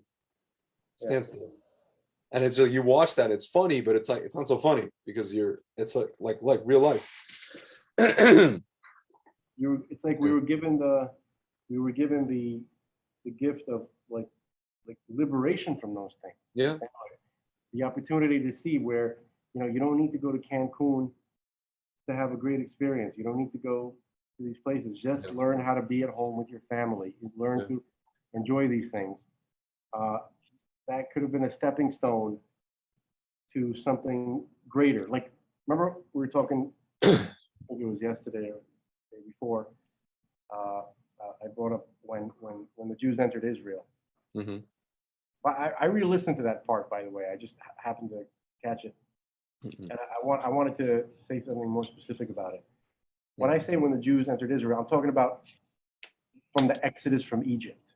Mm-hmm. Okay, after 40 years in a desert. Yeah.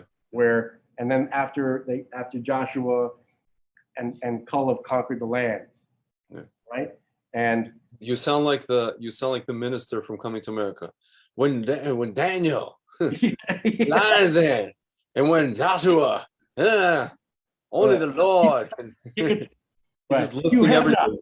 You have not can take the picture. Right? But only the Lord can make it. Right? Oh, upon high. Right. Oh Lord.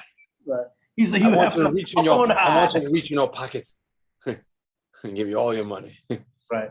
And then he's like, girl, you look so good. He's like, I want to stop you over the biscuit. Right. Put you on a plate and stop you on a biscuit. At the risk of turning Torah into something not. Dude, you know what I hear? By the way, I wanna reveal something amazing that I'm sure very, very, very few people, even extremely learned people, have ever heard of. And this is actually something comedy, humor. You know how like everything that you see around you it comes from one of the sphirot, like everything.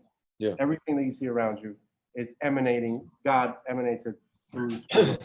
Okay. Comedy comes from Keter. Yeah. And there's something, I wish I could remember the reference. There was this idea comes from which Masechta? There was talking about look this up. Comedy. Let's see. You're gonna Google comedy comes from Keter? Let's take a look.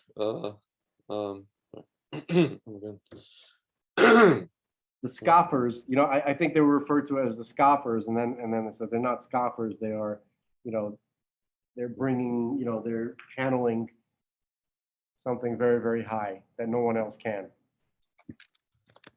Is it like an actual source for what you're saying? I'm gonna find out. Yeah, it's in one. There's a lot of sources for it. I'm gonna find out. Oh my God. So anyway, even though I can't remember the source, I'm 1,000% sure about this. I've heard it from, from people I trust, people with beards.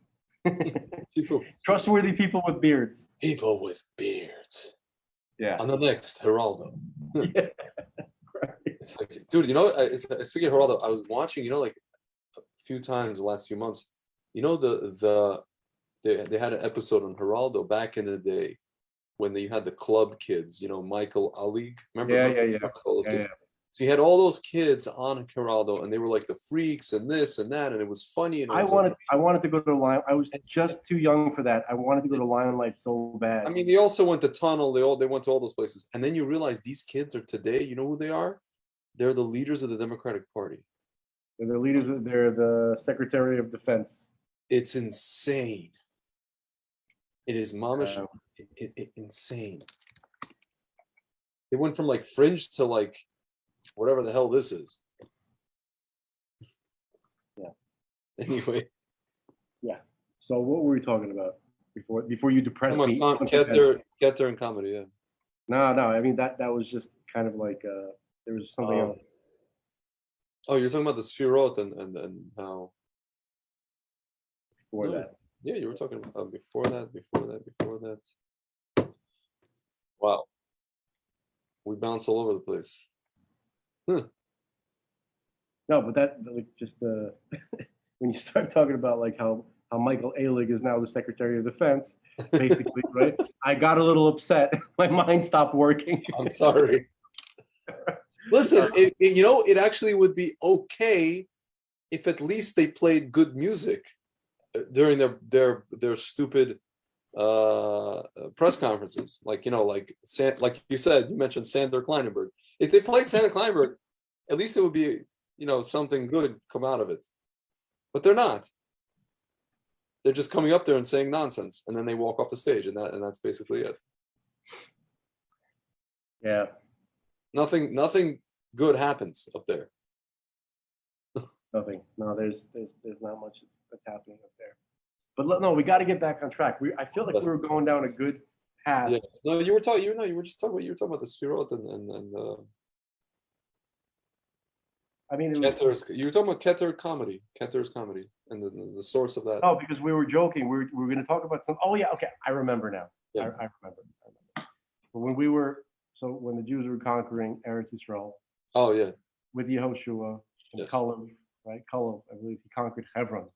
Mm-hmm. After they had taken the territory, they began settling it. They began setting up their homesteads, right? Okay. And you had family units, and they were, we were supposed to be agrarian. We're supposed to grow our own crops. Mm-hmm. And that was part of our relationship, our daily minute-to-minute relationship with God, right? And our children were with us, and everybody was on the homestead, and the father taught everyone, his children, Torah. The father was the Rosh Yeshiva. Every father at that time was a Rosh Yeshiva. Everybody was an absolute Torah expert. Everybody. That's what we were moving towards. We had an inkling of that. Yeah. Okay. And then everybody wanted to get back to normal. It's just such agony, just thinking about this missed opportunity. Yep. And then the result of that is the vaccine. Vaccine. Be careful, Charlie, when you speak. Be careful what kind of words you're using here on Schmacebook. Who's that? Who are you doing an impression of? Is that the same? What's his name? Pacino as the guy from. No. I thought it was it was like half Pacino, half Rick James. Because like be careful, Charlie, and then I was like, no, because it's funny. It's funny because the name of the character is Charlie. Charlie, yeah. So like right. Charlie. Charlie Murphy. Yeah, Charlie Murphy. Darkness. He's like darkness. He's like, and you had this. He's like, yeah, and I had that ring imprinted on that black head of his. He's like, he came out with the song. I came out with the album called Unity, and he's like, you got that Unity ring, you got imprinted on that black head of his, and he's like, so why'd you do it? Cocaine's a hell of a drug, right? So right. No, I I'll like tell you- I like when Rick James, like they were actually interviewing like Charlie Murphy, part of the story that he was telling. Yeah, that's what it is. Rick James like amazing. He's like these girls came and sat down and just licked the whole side of their face. Yeah. Right? And then Rick James later on was saying, he goes, "No, man, I was playing a trick on Charlie. That was my friend, you know. The girl was my friend, and I told her, you know, I want to freak him out. I want to show him. So she just let him do it to participate in the prank on Charlie Murphy. And Charlie Murphy actually bought it as if like he was That's right. ladies' man. Yeah. It's all a trick. It's all BS. I offer you a truth, Charlie Murphy. I offer you the sticky. F your couch. Yeah, it's like F your couch. They never should have give you something money. And he's like, I offer you a truth, Charlie Murphy, the stickiest of the icky. It's like, this is random. And he was like, Charlie Murphy was talking about like how he learned like karate and stuff like that. He goes, before that, I didn't know about, you know, circular motion and stuff like that. And then it cuts to Rick James. He goes, yeah, I can imagine he's probably like, you know, wearing the white belt. You know, he was like, He thought he knew karate. He didn't know what to run up against. Right, he was like a karate class with all the children. Right? Yeah. He didn't know what he was throwing up again. He thought that guy there thought he knew karate. Cocaine's a hell of a drug. Okay, so right. Anyway, no, man. The funniest thing about those skits is actually Dave Chappelle doing an impression of Rick James. You know, it's just got like a silly kind of rendition. Yeah, it's like absurdist. So anyway, so what do you think this is going to, like yesterday they had that protest for Kyrie, or we spoke about this by the way on the phone about Kyrie Irving, and like I was saying how like these guys don't want to be in slavery anymore, and the NBA and the powers that be and this Adam Silver big-eared little troll Smeagol guy, you know, the commissioner of the NBA, who is like, I don't even, whatever, he's like an Arab up to me. He's keeping these guys basically in their like slavery matrix. And you have every once in a while, you have like Kyrie Irving, you have like guys like Bradley Beal, they come out and they'll be like, yo, I'm not taking this crap, and you know, screw you. I have enough money and then I don't need to be part of this anymore. Not only that, I mean, people like, okay, I'm not going to use names, but a while ago I was talking to this lady who lives in upstate New York. And you know, she's really against the schmack scene, and her husband is a carpenter who's part of a union, and they were forcing every union member to get the schmack scene. Okay, and a carpenter is actually a useful human being. Okay, so I was telling her, I was like, listen, don't. This is a little bit, you know, macabre, but just so you understand that the people who are taking the schmack scene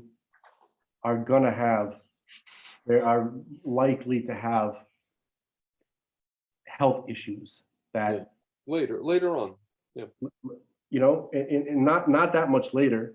Okay, there's a very good chance that unfortunately they're going to, hopefully not something deadly, not something terribly serious, but everybody's going to be busy dealing with some shit, unfortunately, related to the schmack. Can I ask you something actually to what you're saying?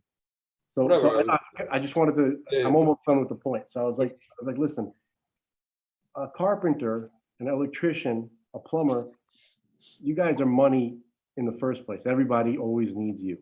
Okay, how much more so when there's not going to be any carpenters around except for him?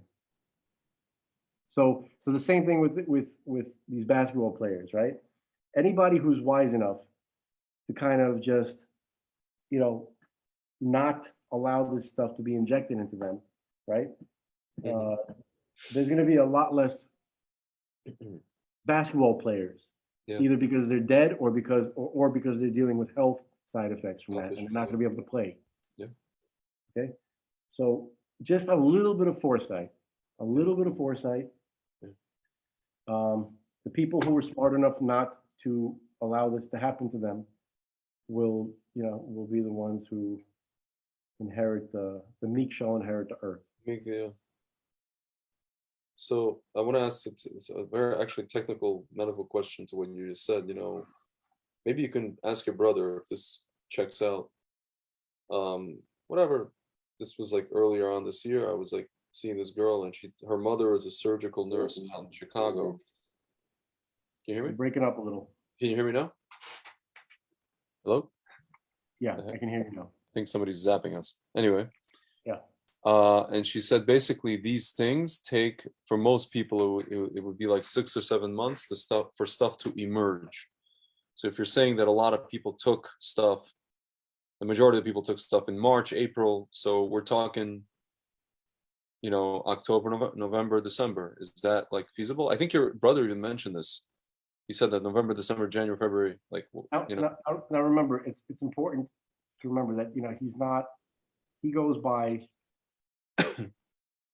he goes according to the people who were considered the top virologists in the world until this COVID event. Until they were blacklisted for not. Until they were blacklisted, right? So he's not, this is not coming out of his head.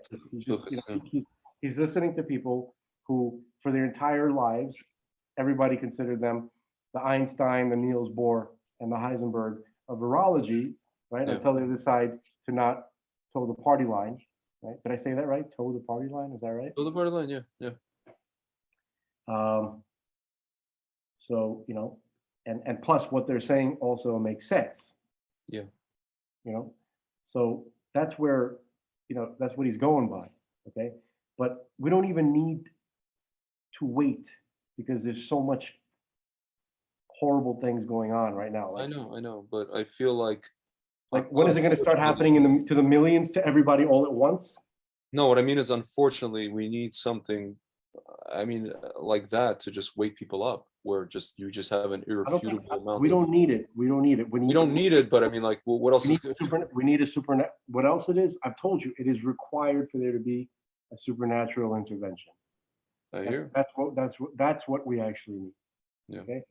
We have to leave room.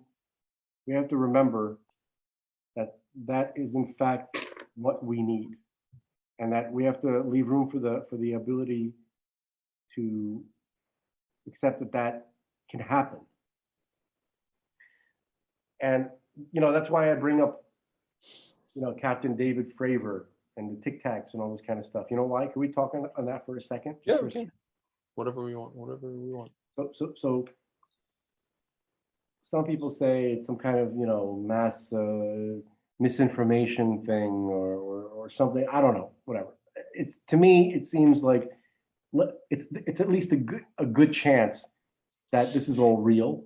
Mm-hmm. Not because people like that were coming out for like 80 years. Okay, people like I was telling you about Robert Salas. Mm-hmm. He's the nuclear missile launch officer. People like, and this is the greatest of them all.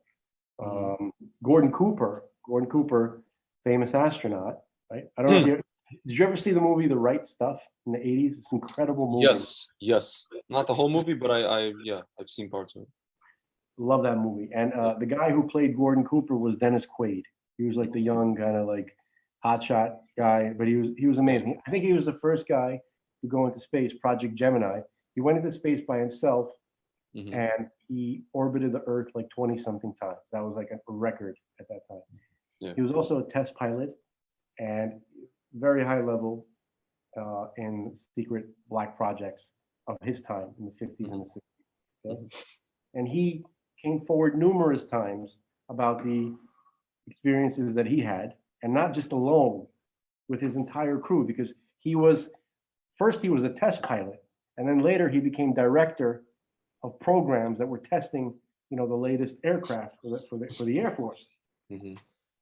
And this is what he said. You could look this up on YouTube. Gordon Cooper talks about UFOs. Just Google, just put it on YouTube, where he was saying that he had a camera crew, and the camera crew was there to record what happened on these test flights, okay? And it was in the desert, and he said that there was some kind of UFO thing that came down and landed just across from them on the dried up lake bed, because all this testing stuff goes on in the desert, okay?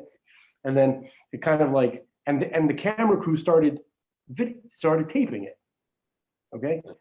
And and then it flew off at a very high rate of speed. That's exactly what he said. Literally, those are his words. And it flew away at a very high rate of speed. And then the interviewer asked him, "Did you see the movie?" He goes, "I didn't see the movie because all of that is Air Force property. We had to send that off to the headquarters or whatever. But I looked at the negatives of the film and I saw it. It was caught, you know. First of all, he saw it himself. Second of all, he saw that it was captured on the negative. So they knew, he knew that was, they had working film that recorded that whole thing. So this is the type of people who have been coming forward talking about this multiple times. You have Edgar Mitchell. Edgar Mitchell was the sixth man. Edgar Mitchell was actually the sixth man to walk on the moon. Last time I mentioned in a Norm Macdonald joke. Yeah. What does he have to do to be, what's it called? Yeah. Harrison Schmitt, I think, was the 12th guy who walked on the moon. That's why I mixed them up. But so Edgar Mitchell, and he talks about it openly. He's been talking about it openly for like 20 years, you know. And this guy he's not a crackpot. He's a multiple PhD. He's an engineer, aerospace engineer, physicist, astronaut, just massive accomplishments, you know. And you've had people like this talking about it. So now, in the past couple of years, in 2017, the Navy released these videos of these objects that are behaving in ways that our physics can't explain. Okay? You have the highest level witnesses coming forward in terms of integrity, not politicians. You're talking about servicemen like Captain David Fravor and all of his. He was the head of a naval. He was a Top Gun pilot, and his squadron was called the Black Aces. You know, like he was the leader of the Black Aces. That's the most famous squadron in the United States Navy. With the Air Force, they're called Air Force fighter pilots. In the Navy, they're called naval aviators, but they have the same jets. Yeah. Okay. And he was literally saying what this thing was doing and how it moved and the impossible way in which it moved. So why am I bringing this up? We have already in the news, okay, constantly, all over CNN, Tucker Carlson has them on all the time, okay? Joe Rogan. If you're on Joe Rogan, that means that's the biggest audience in the world, I guess, right? So he was on Joe Rogan, okay? So what's the point of this? The point of this is that God is already, if this is actually true, and I think it is, okay? God is already showing us, he's already putting supernatural things in the news. Yeah. It's already there. That's how it's manifesting. That's how it's coming. That's how it's presenting itself. Okay. So a lot of people who were studying these things for a long time, people like Jacques Vallée, I think I mentioned him to you before. Yes. He was the inspiration for the French guy in Close Encounters of the Third Kind. Yeah. Yeah, with Dreyfus as a lead role, right? And so, and then you had people like J. Allen Hynek, whatever. The point is that they were people who investigated this stuff. They're saying that this phenomenon is deeply connected to consciousness. Of course.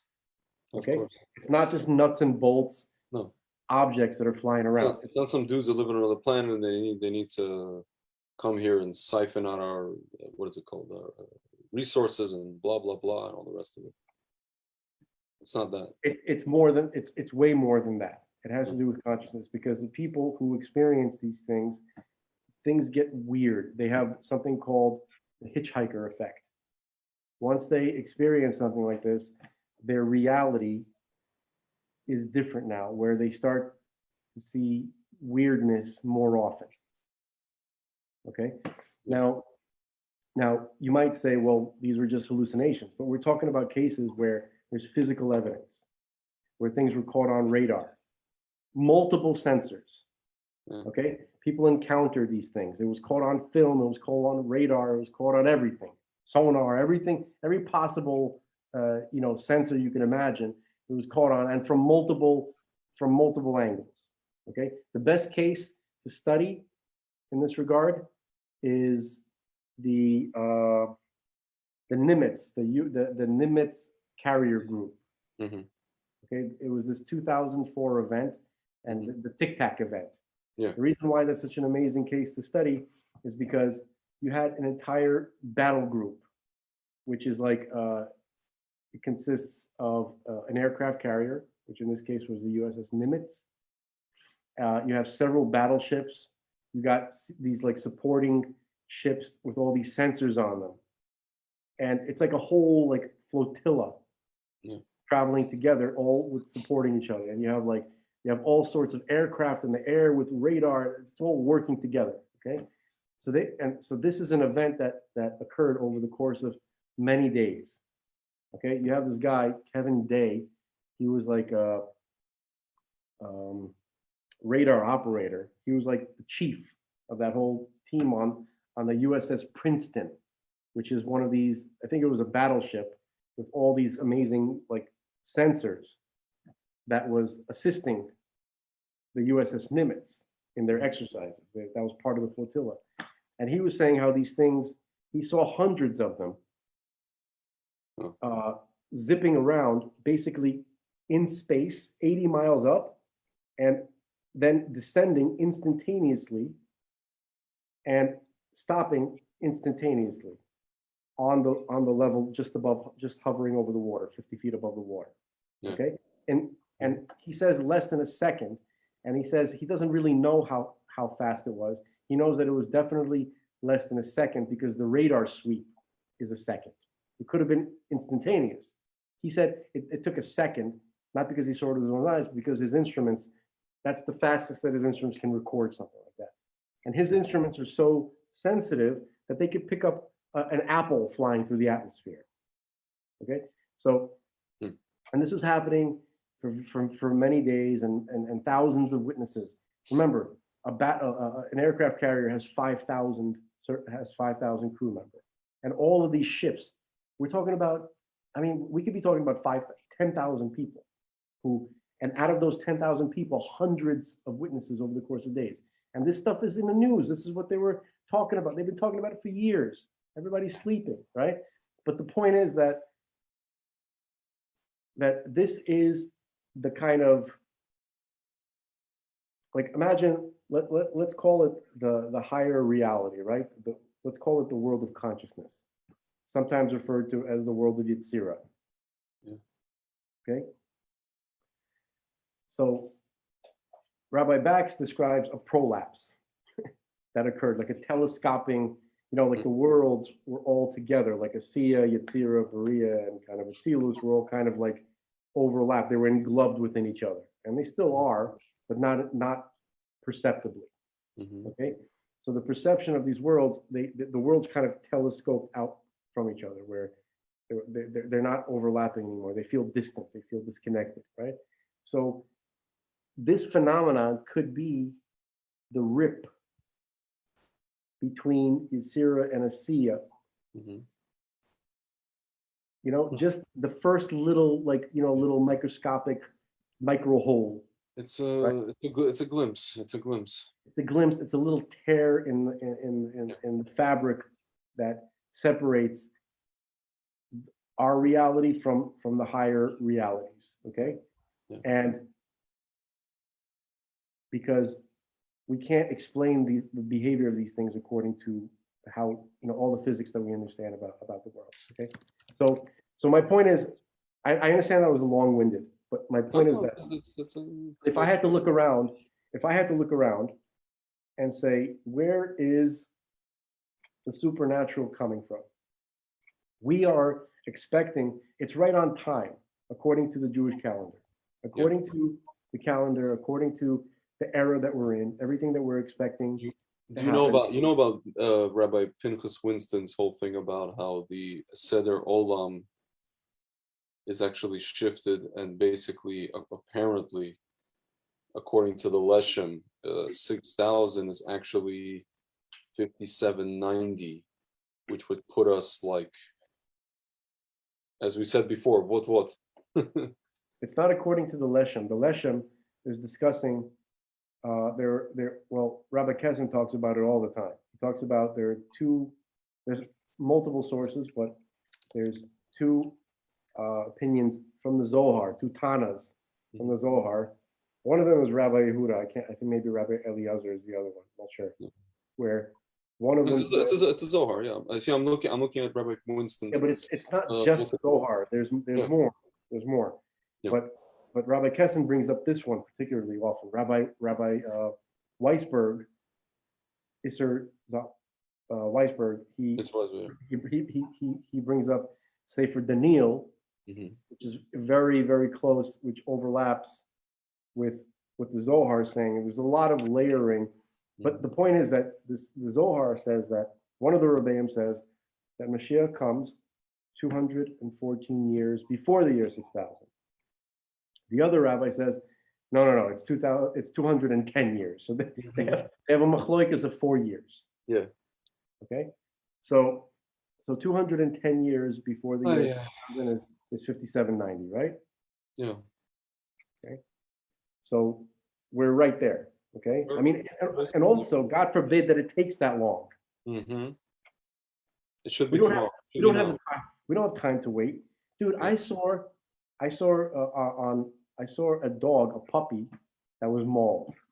Its face was just dripping. It was just standing there dripping. Its tail was wagging. Its face was dripping blood. And I saw there's a kid that on YouTube, okay, his name is Muhi. Have you ever seen Muhi from Israel with no arms and legs? Maybe. Have you seen baby Sarah, whose heart doesn't have any chambers? So my point is that, have you seen China? Yeah. Just China. In general. The curse of Earth. Yeah. Okay. The demons of humanity. Okay. Yeah. Just the point is that we don't have time to wait. That fucking dog, its face is full of holes, dripping blood. We don't have time to wait for 5790. God forbid that it takes that long. Yeah. Okay. So that's my point. You know, like. So. By the way, can I read real quick? There's a Torah.org has just one paragraph about this. Yeah. Because we're now holding in the Jewish year 50. Since this was written a few years ago. Okay. Tiyas Mesim, according to all opinions, is after the period of Moshiach. That is when he has already come and completed his work. Between today and 5790 is also a period of transition to Tiyas Mesim. So we're in that transition on the way to Tiyas Mesim. In other words, by the time 5790 rolls around, Zer Anpin will have grown up, received its Mochin, which is as will Malchut. Indeed, the fact that free will ends with the establishment of Mashiach ben David means that the light has come down and completed 6 spheros of Hesed through Yesod, and by necessity also the Malchut. So that's basically what this person wrote. And this was written a while ago. This was written in 2004 by Rabbi Pinchas Winston. He wrote that. So he's been writing about this 5790 thing for a long time. He wrote a book called, I wish I have it. It's Geula Berachamim? Is that the little pamphlet? No, it was actually like, it was kind of like a fictional book. It was called One Scenario.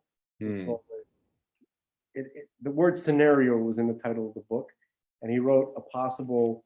The whole book was about the way the whole Moshiach thing can unfold with fictional characters based on based on reality. Okay, so the prime character is a guy named Eliyahu. He's a Baal Tshuva. Yeah, and then he goes to speak to this very holy tzaddik who ends up being Moshiach and all that kind of stuff. So, by the way, there's another site, betemuna.org. Here it talks about Pinchas has written the following about when Tiyas Mesim will occur. The Zohar Midrash Ne'elam Toldot 148, I guess based on part, says that Tiyas Mesim will begin no later than 210 before 6000. Corresponding to 2030, though other predictions have already passed, Kabbalists seem to accept this date as a final and real one. See Lashem Shavo ve'Achlama Drushay Olam Chatochu. So this is like a whole. Dude, I highly recommend, and this is not a challenge to what you just said. This is to reinforce what you just said. Yeah. To watch the videos on YouTube, Rabbi Isser Zalman Weisberg. Yeah. Yeah. And it's absolutely mind altering.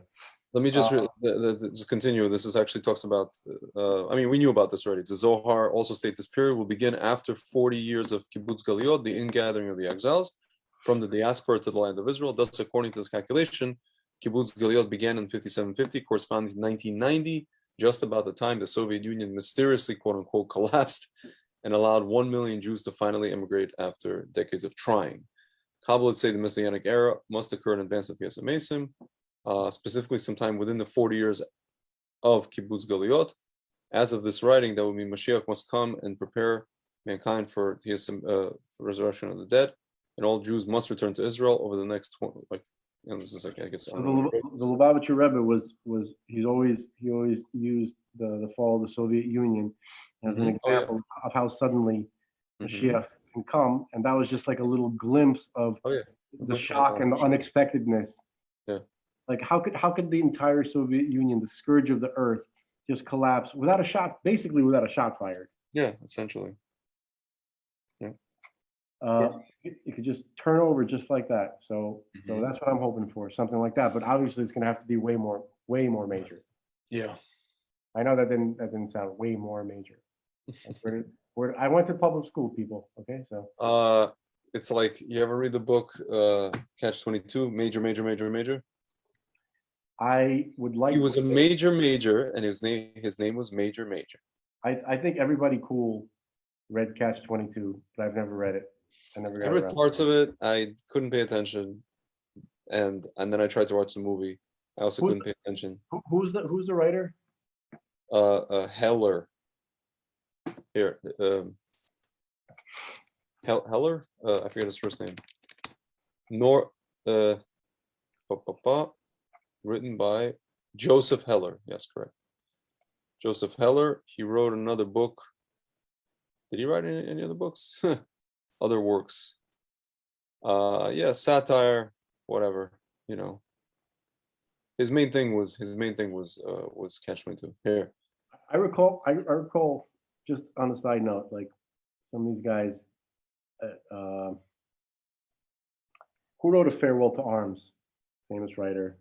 Farewell to Arms. Hemingway, Ernest Hemingway.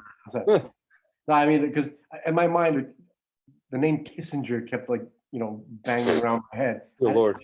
There's so many things rattling around in the head, I remember reading that.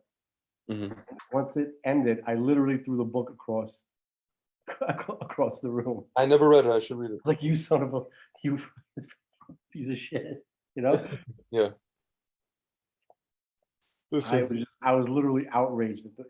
I was like, wow, man, Henry, you are a prick. The guy is really. Well, he was, whatever, he's just kind of a miserable person at the end of the day. His whole, there's a bunch of people in his family that kind of committed suicide and stuff. But I don't know why he chose this, but Norm Macdonald, he was reading, he goes, I'm glad that they finally solved the baffling murder of Mariel Hemingway. Oh my God.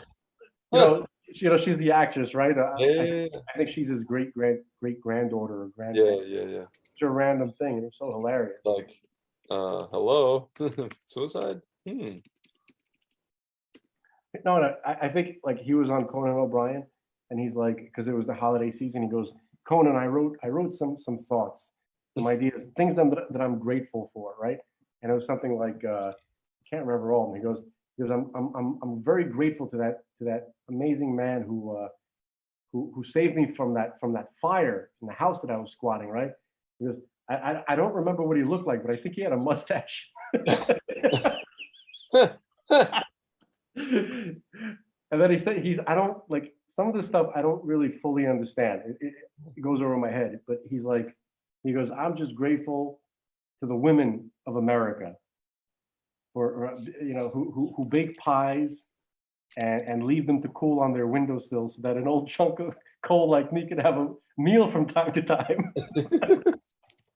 And he's like, he goes, but Conan, I'm most grateful for friends. He goes, you know, friends are important, especially the one where Chandler buys Joey a duck. Some shit that doesn't make sense like that. Yeah. And then he's like, and I'm grateful that they finally solved the baffling murder of Bob Hope. Sometimes he says Bob Hope, sometimes he says Mariel Hemingway for some reason. It's just like he was one of the few comedians he could just say like absurd things, and it's just the delivery is so funny. Yeah, it's exactly like it has nothing to do with what he's saying. 90% of this thing was delivery. 95% it was just wacky, totally wacky. But yeah, no, it's really good. Anyway, man. So there's this one. Wait, hold on, one more thing. I apologize. Yeah, it's good. It's good. He was on Conan, and he's like, so where do you get your material from? And then he's like, well, sometimes, often I get my material. Well, for instance, I get my material from my driver. And then Conan's like, your driver? He goes, you mean the driver, the guy that we sent to pick you up? He goes, yeah, you send a driver to pick up this old chunk of coal. And Conan's like, yeah, we send drivers to pick up our guests, to bring them to the studio. Yeah. And he goes, yeah, so he told me a joke. And then everybody laughs. He goes, oh, so the driver, he goes, well, Conan's like, well, why don't we have him come here and say it? He goes, no, wait till you hear me say it. He's like, no, that guy, wait till you hear me say it. So it literally doesn't matter what he's saying. He just knows exactly his perfect timing. Everything. Boom. Yeah. So speaking of perfect timing, man, honestly, you want to wrap it up? I really hope that, I always like to, I line up events according to the Hebrew calendar, and I feel like Hanukkah is Hanukkah is coming, and something powerful is about to happen on Hanukkah. At the risk of you divulged to me that you're not exactly Mr. Economics, but most people don't realize is that the United States government, Congress, they pushed off the debt ceiling, resolving this whole debt ceiling fiasco until December 3rd. December 3rd falls out on basically Rosh Chodesh Tevet, which is the end of Hanukkah. My birthday is Tevet 2. Bet Tevet, which is Zot Hanukkah. So this whole debt ceiling thing, I mean, we've been, the economy has been there before. America has been there before, except the stakes were never higher as they are now. And it's one of those things that's like a rock and a hard place. If they raise the debt ceiling, we're just printing more money, and then we're gonna go into like real inflation. If they don't do it, we're just gonna default. So it's like we're either gonna have inflation or crazy inflation, or we're gonna default on our debt. So it's basically like it's like a nuclear event. It's an economic nuclear event that's upon us. And honestly, man, I'm hoping that all these things, like a perfect storm of stuff, just kind of like coincides. And like you said, I hope we just get this like something's got to give, something supernatural. Yeah. Look, I don't know what, but look, let's say, again, just going back to that thing with the USS Nimitz event in 2004, whatever, right? Mm-hmm. As soon as you see a bunch of Tic Tacs just floating, right? Yeah. It's a mover. Yeah. I will be dancing so hard. Just when anything of that nature is there, it's finished. And that's when we put on Sander Kleinberg. Yes, it can't be. Actually, I have the perfect soundtrack to it. Perfect. I'm not even joking. I've been thinking about this for a long time. What is it? What is the soundtrack that you want to see, that you want to listen to when this starts to roll out? It will be, no, I got it. Okay. Don't even try. You must absorb. I'm a DJ, dude, so I got all this stuff in my head. Do not refute me. Resistance is futile, okay? You're not even going to disagree with me. Stereo dancer, absolute reason. That I have to hear this because I don't know what. Put it on. Let the folks at home. Let the folks at home like hear what we're into. Oh, this is from what's his face. I didn't see. The thing is, I have to listen to Tenaglia in Athens. I haven't heard this album. It's one of the few global undergrounds that I haven't heard. 20 years later, it's fine. Yeah. I heard his other. Did you know that Google is the first place shoppers look for new products?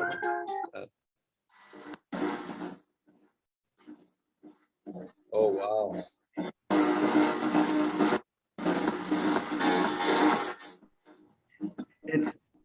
It's that track. The guy who made it, he didn't know what he was making it for. He was making it for the epic rollout. He was making it for that moment.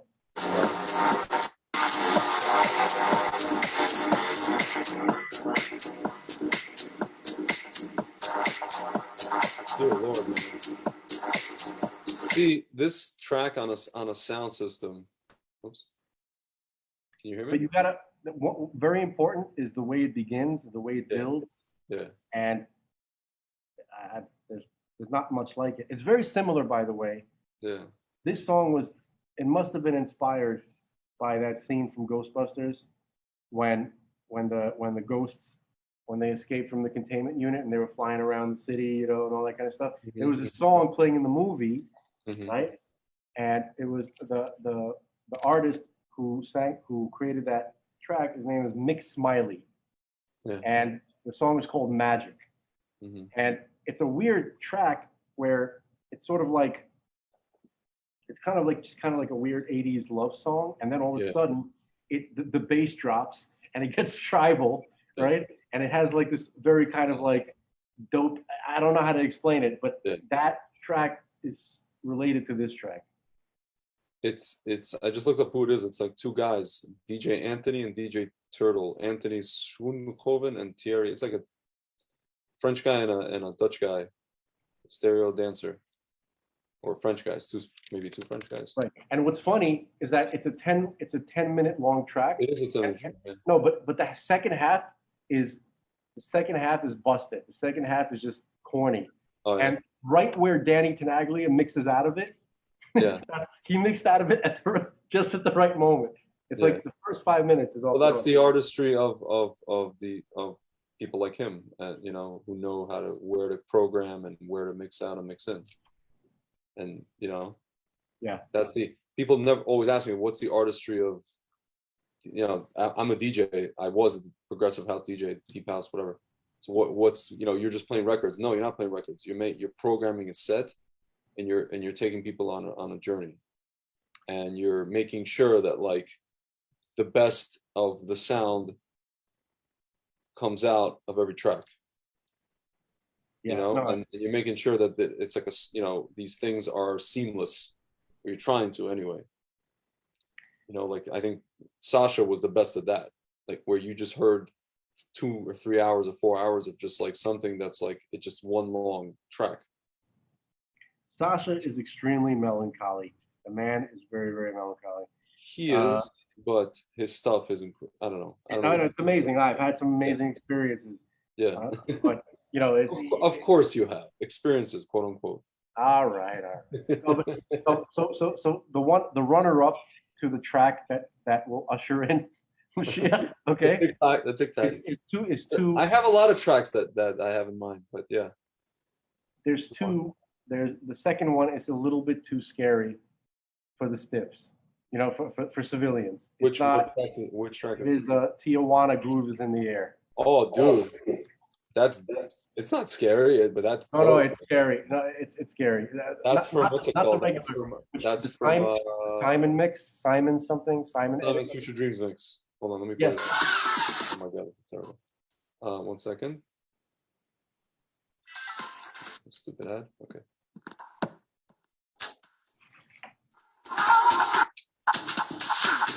No, so I'm thinking of the actual one, the mix from Digweed in Los Angeles. There's two. The original here. It's on Digweed in LA. There's two that sound similar. Here. There's like a. Here. There's Moonface. That's here. Simon's. Wait, hold on. I'll tell you exactly which one it is. Simon's Future Dream Mix. If you Google it, I'm sorry, if you YouTube it, you'll see like a picture Of eyes, like, yeah. Yeah, the green face. That's the one. Yeah, so that's it from LA. That's the one from LA. Dude, so this I could see. But that would scare the shit out of grandma. You understand? Like that would be too much. You understand? It's just you can't. Dude, that was dark. That whole set was like that. That whole that whole what's it called? That whole in LA, Digweed in LA. That whole entire set was like this dark tribal thing. That was a Halloween. That was a Halloween track. That was the whole set was Halloween. It's a Halloween party. Yeah. No, I don't know if it was, but it should be. It's no, dude. I think I went out on Halloween, like to maybe vinyl, and I heard that kind of stuff. But you know who played that? Remember Saeed and Palash? I remember them. Yeah. So that was like that kind of night. Anyway, people are listening. They have no idea what the hell we're talking about, but we know. But that track, Grooves in the Air, it actually has.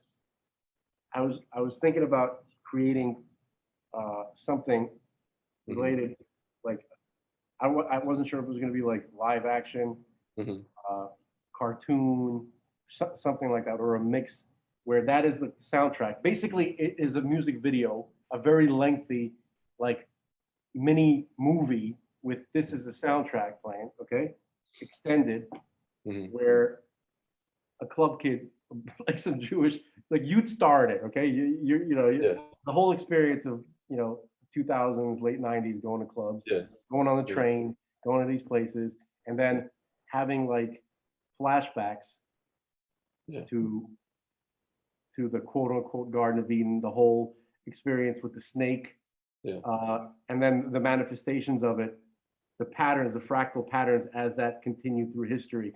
It's very difficult to explain what I'm talking about, but I get it. The song has this like boomerang type quality to it, which plays into that. I could see it in my head. It's obviously very difficult to describe. But anyway, the point is that in that track, there's vocals. Yeah. And they're saying two different things. They're saying that he's always watching, he's always there, and there's something. It's really something else. I mean, people don't know what they make. I know. They don't understand. I know these guys don't understand. Maybe some of them do, but maybe to some extent. But they don't know. Yeah, they don't realize what they're producing. Yeah, and this this idea didn't come out of nowhere. Like you have the Hasidic niggins, right? That come from drinking songs. The lowest of the lowest type of person. The drunk. Tachtonim, what they call it? What the Chabad calls it? Like to make a place, a dwelling. In the lowest places. Right. And so let's say the way it comes into the world, it can come into the world in different ways, through different pathways. But once it's in the world, somebody recognizes it and they can put it where it's supposed to be. They can elevate it. And I think a lot of people understand that some of the electronic music that we've experienced, right, has its place in the future, and I think the Hamish guys are going to have a little bit difficulty adjusting, but actually maybe not. No, actually, because you know why? I'll tell you, and it's actually funny. My friend and I'm gonna give him a shout out. His name is Roy Barron. He's a DJ, so he was doing a lot of these past actually a couple of years during COVID, like a lot of these, the Sababa Fest, all these like festivals out in upstate New York. And he's always invited to DJ. And the people that are enjoying this stuff are these kids who grew up like Hasidish, whether it's Chabad or I don't know. Dude, there's like groups. There's like groups from. I'm not going to say a lot, but there's a significant amount of people. Yeah. DMT groups. Yeah. Ayahuasca There's like from ayahuasca groups going Yeah, down yeah. all the time, and not just in Israel. Listen, man, I tried, I'm gonna full disclosure, I've tried microdose of psilocybin. It was given to me by a dude, a Lubavitcher, like whatever. He's kind of Lubavitcher, not really. In Crown Heights. Okay. You know what I'm saying? He's a kid from Microdose. I didn't get what's it called? I didn't get high.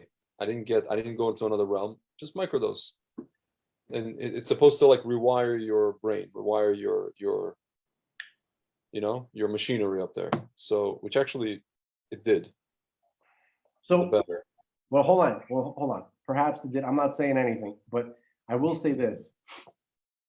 I mentioned these ayahuasca groups not to say, yeah, man, go for it. I'm just saying that there seems to be a willingness to kind of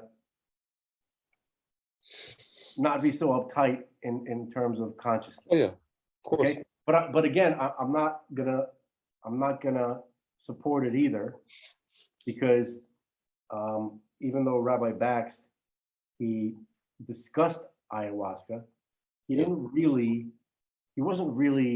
promoting it. He wasn't pushing it. In fact, it was quite the opposite.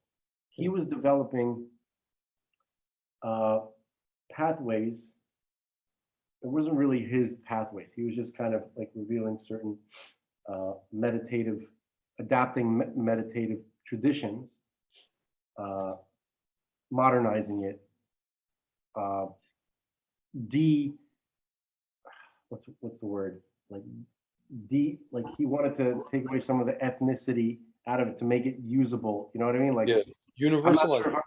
I'm not really describing it correctly, but the point is, he was saying that his main point was not that. His main point was this: these people are going to the city of Luz, but they're not seeing Luz for what it is, because they're not accessing what they're supposed to be accessing fully. Because they're dragging their own garbage with them. Yeah. Okay. So they're going there, but it's masked. Yeah. So you first have to kind of detach yourself from the garbage. You have to work on yourself, learn, daven, do all the, do the avoda, put in the work, strengthen your mind, both morally, but also in your ability to visualize. Yeah. Okay. And you also have to kind of have your mind palace. You ever heard of this before? Mind palace? Yeah, he never used this, but in a sense, it's necessary. He never mentioned mind palace, but types, when you look at these meditative traditions. Method of IOC, memory enhancement. Is this what you're talking about? Memory palace or mind palace? Mind palace, memory palace. I'm sure. Memory palace, like a whole. Okay, thousands of years. So basically, technique. It's a technique for. It's a lot of things. That generally, it's most famous as a technique for memorizing a lot of. Yeah, mind of IOC is a strategy for memory enhancement, which uses visualization of familiar spatial environments in order to enhance the recall of information. It's also known as the memory journey, memory palace, and mind palace technique. There's a lot of overlapping concepts. So basically, the idea is that, and I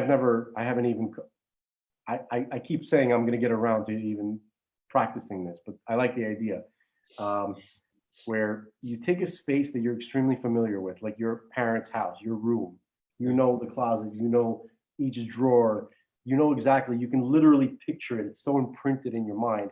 You go into the kitchen, you can close your eyes, you can see the drawer. You open this drawer, I'm Vilki. You open this drawer, that's where the teacups are, whatever, you know what I'm saying, right? The cabinet, you can picture all this, it's there. So you can literally put things in the drawers, right? Let's say you need to remember a memo, you need to remember a phone number, right? So you could picture yourself writing this exact phone number, then carrying it, walking to the kitchen, putting it in the drawer. Now you know where to retrieve it. Okay? There's more to it than what I'm describing. But in a sense, you have to have a strong mind. You have to have a mind that's controllable. Yeah. You have to be able to control your imagery. Yeah. Okay? And so the idea of exploring or having access to the upper realms properly is like this. And Abu Lafia talks about it, describes it, and a lot of other people do too. And this is also connected to the prophetic traditions. Okay, they had entire academies. They had Hogwarts back in the old days, just for prophets. Okay, and so the idea is that first you control the landscape of your mind. You have to be very strong. You have to be almost Vulcan about it. Okay. Then you can create a vessel which the entity that you're going to be communicating with will initially inhabit. Okay. You can construct that. Okay. Then you are making your mind into a landscape, into your mind itself into a landscape that can be communicated with. Okay? Where you're setting everything, it's, you know, you're organizing everything, you're creating the vessels. Like, this is what it's like. You know, the prophets, they would talk to angels. It would be certain malach that would be interacting with them. Okay, that's the primary job of malach, communication, interacting with our minds.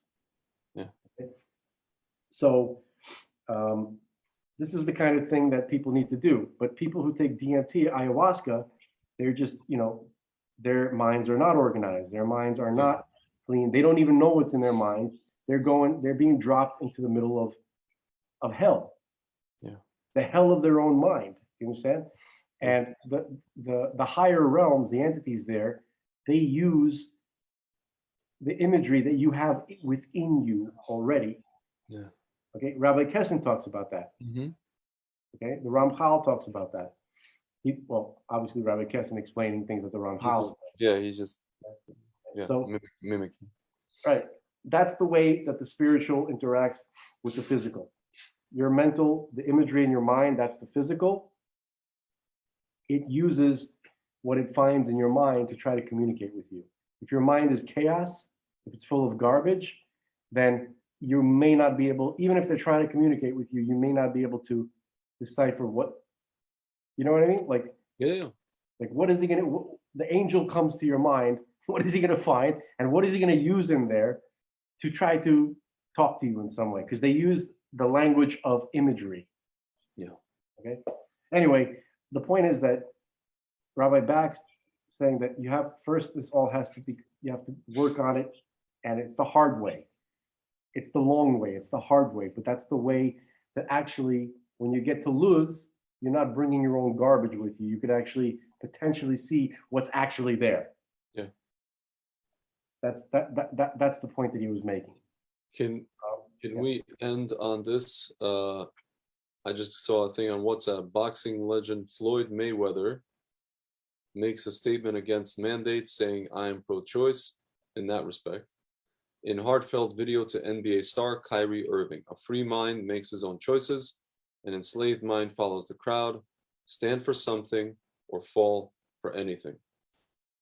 That's a good development. That's Floyd Mayweather, and I want to see, now there's going to be a poop storm on Floyd Mayweather. Not that there was never a poop storm on him before for other reasons. I don't really think he even cares. Just say shitstorm. Something's wrong. There's a shitstorm outside. There's a shitstorm outside. There's a shitstorm coming for what's his face? Yeah, man. By the way, whatever. This is just funny. You know, there's an account. Wait. Let me interrupt you. For next time, if you ever want me on your show again. Yes. Okay. Which obviously, but I was thinking, I wanted to talk about the type of Judaism that we experience lately. I'm sorry. Yeah, I call it. I used to call it Uncle Moshe Judaism, but now I realize Uncle Moshe is awesome. He's off the hook. So I want to say it's Sesame Street Judaism. It's actually, there is a term for it. It's called 21st century Brooklyn Judaism. My point is that everybody is a child in this. I know. Okay, no one can. And everybody is patronized too, big time. Right, like every time you go into like a Jewish restaurant, like you'll hear like children's songs. Everything is geared. Yeah. Everything is kindergarten-like because that explains the generation, but I think what is adult Judaism definitely has an edge to it that people are not familiar with. Yeah. Anyway. All right, man. It's been real. It's really been real, and it's been real long. 2 hours 40 minutes. Seriously, that's it. 2 hours 40 minutes. Damn. Yeah, we didn't hit 2 hours. I was tired when I got started. I'm fired up now. Now, yeah, we're fired up. Fired. Hooah. All right, our bounty hunting days are over, at least for tonight. And hopefully we're not in trouble. Even if we are, who the hell cares? It's all going on Rumble. We're ready to rumble. We're probably in trouble. Who cares? I don't.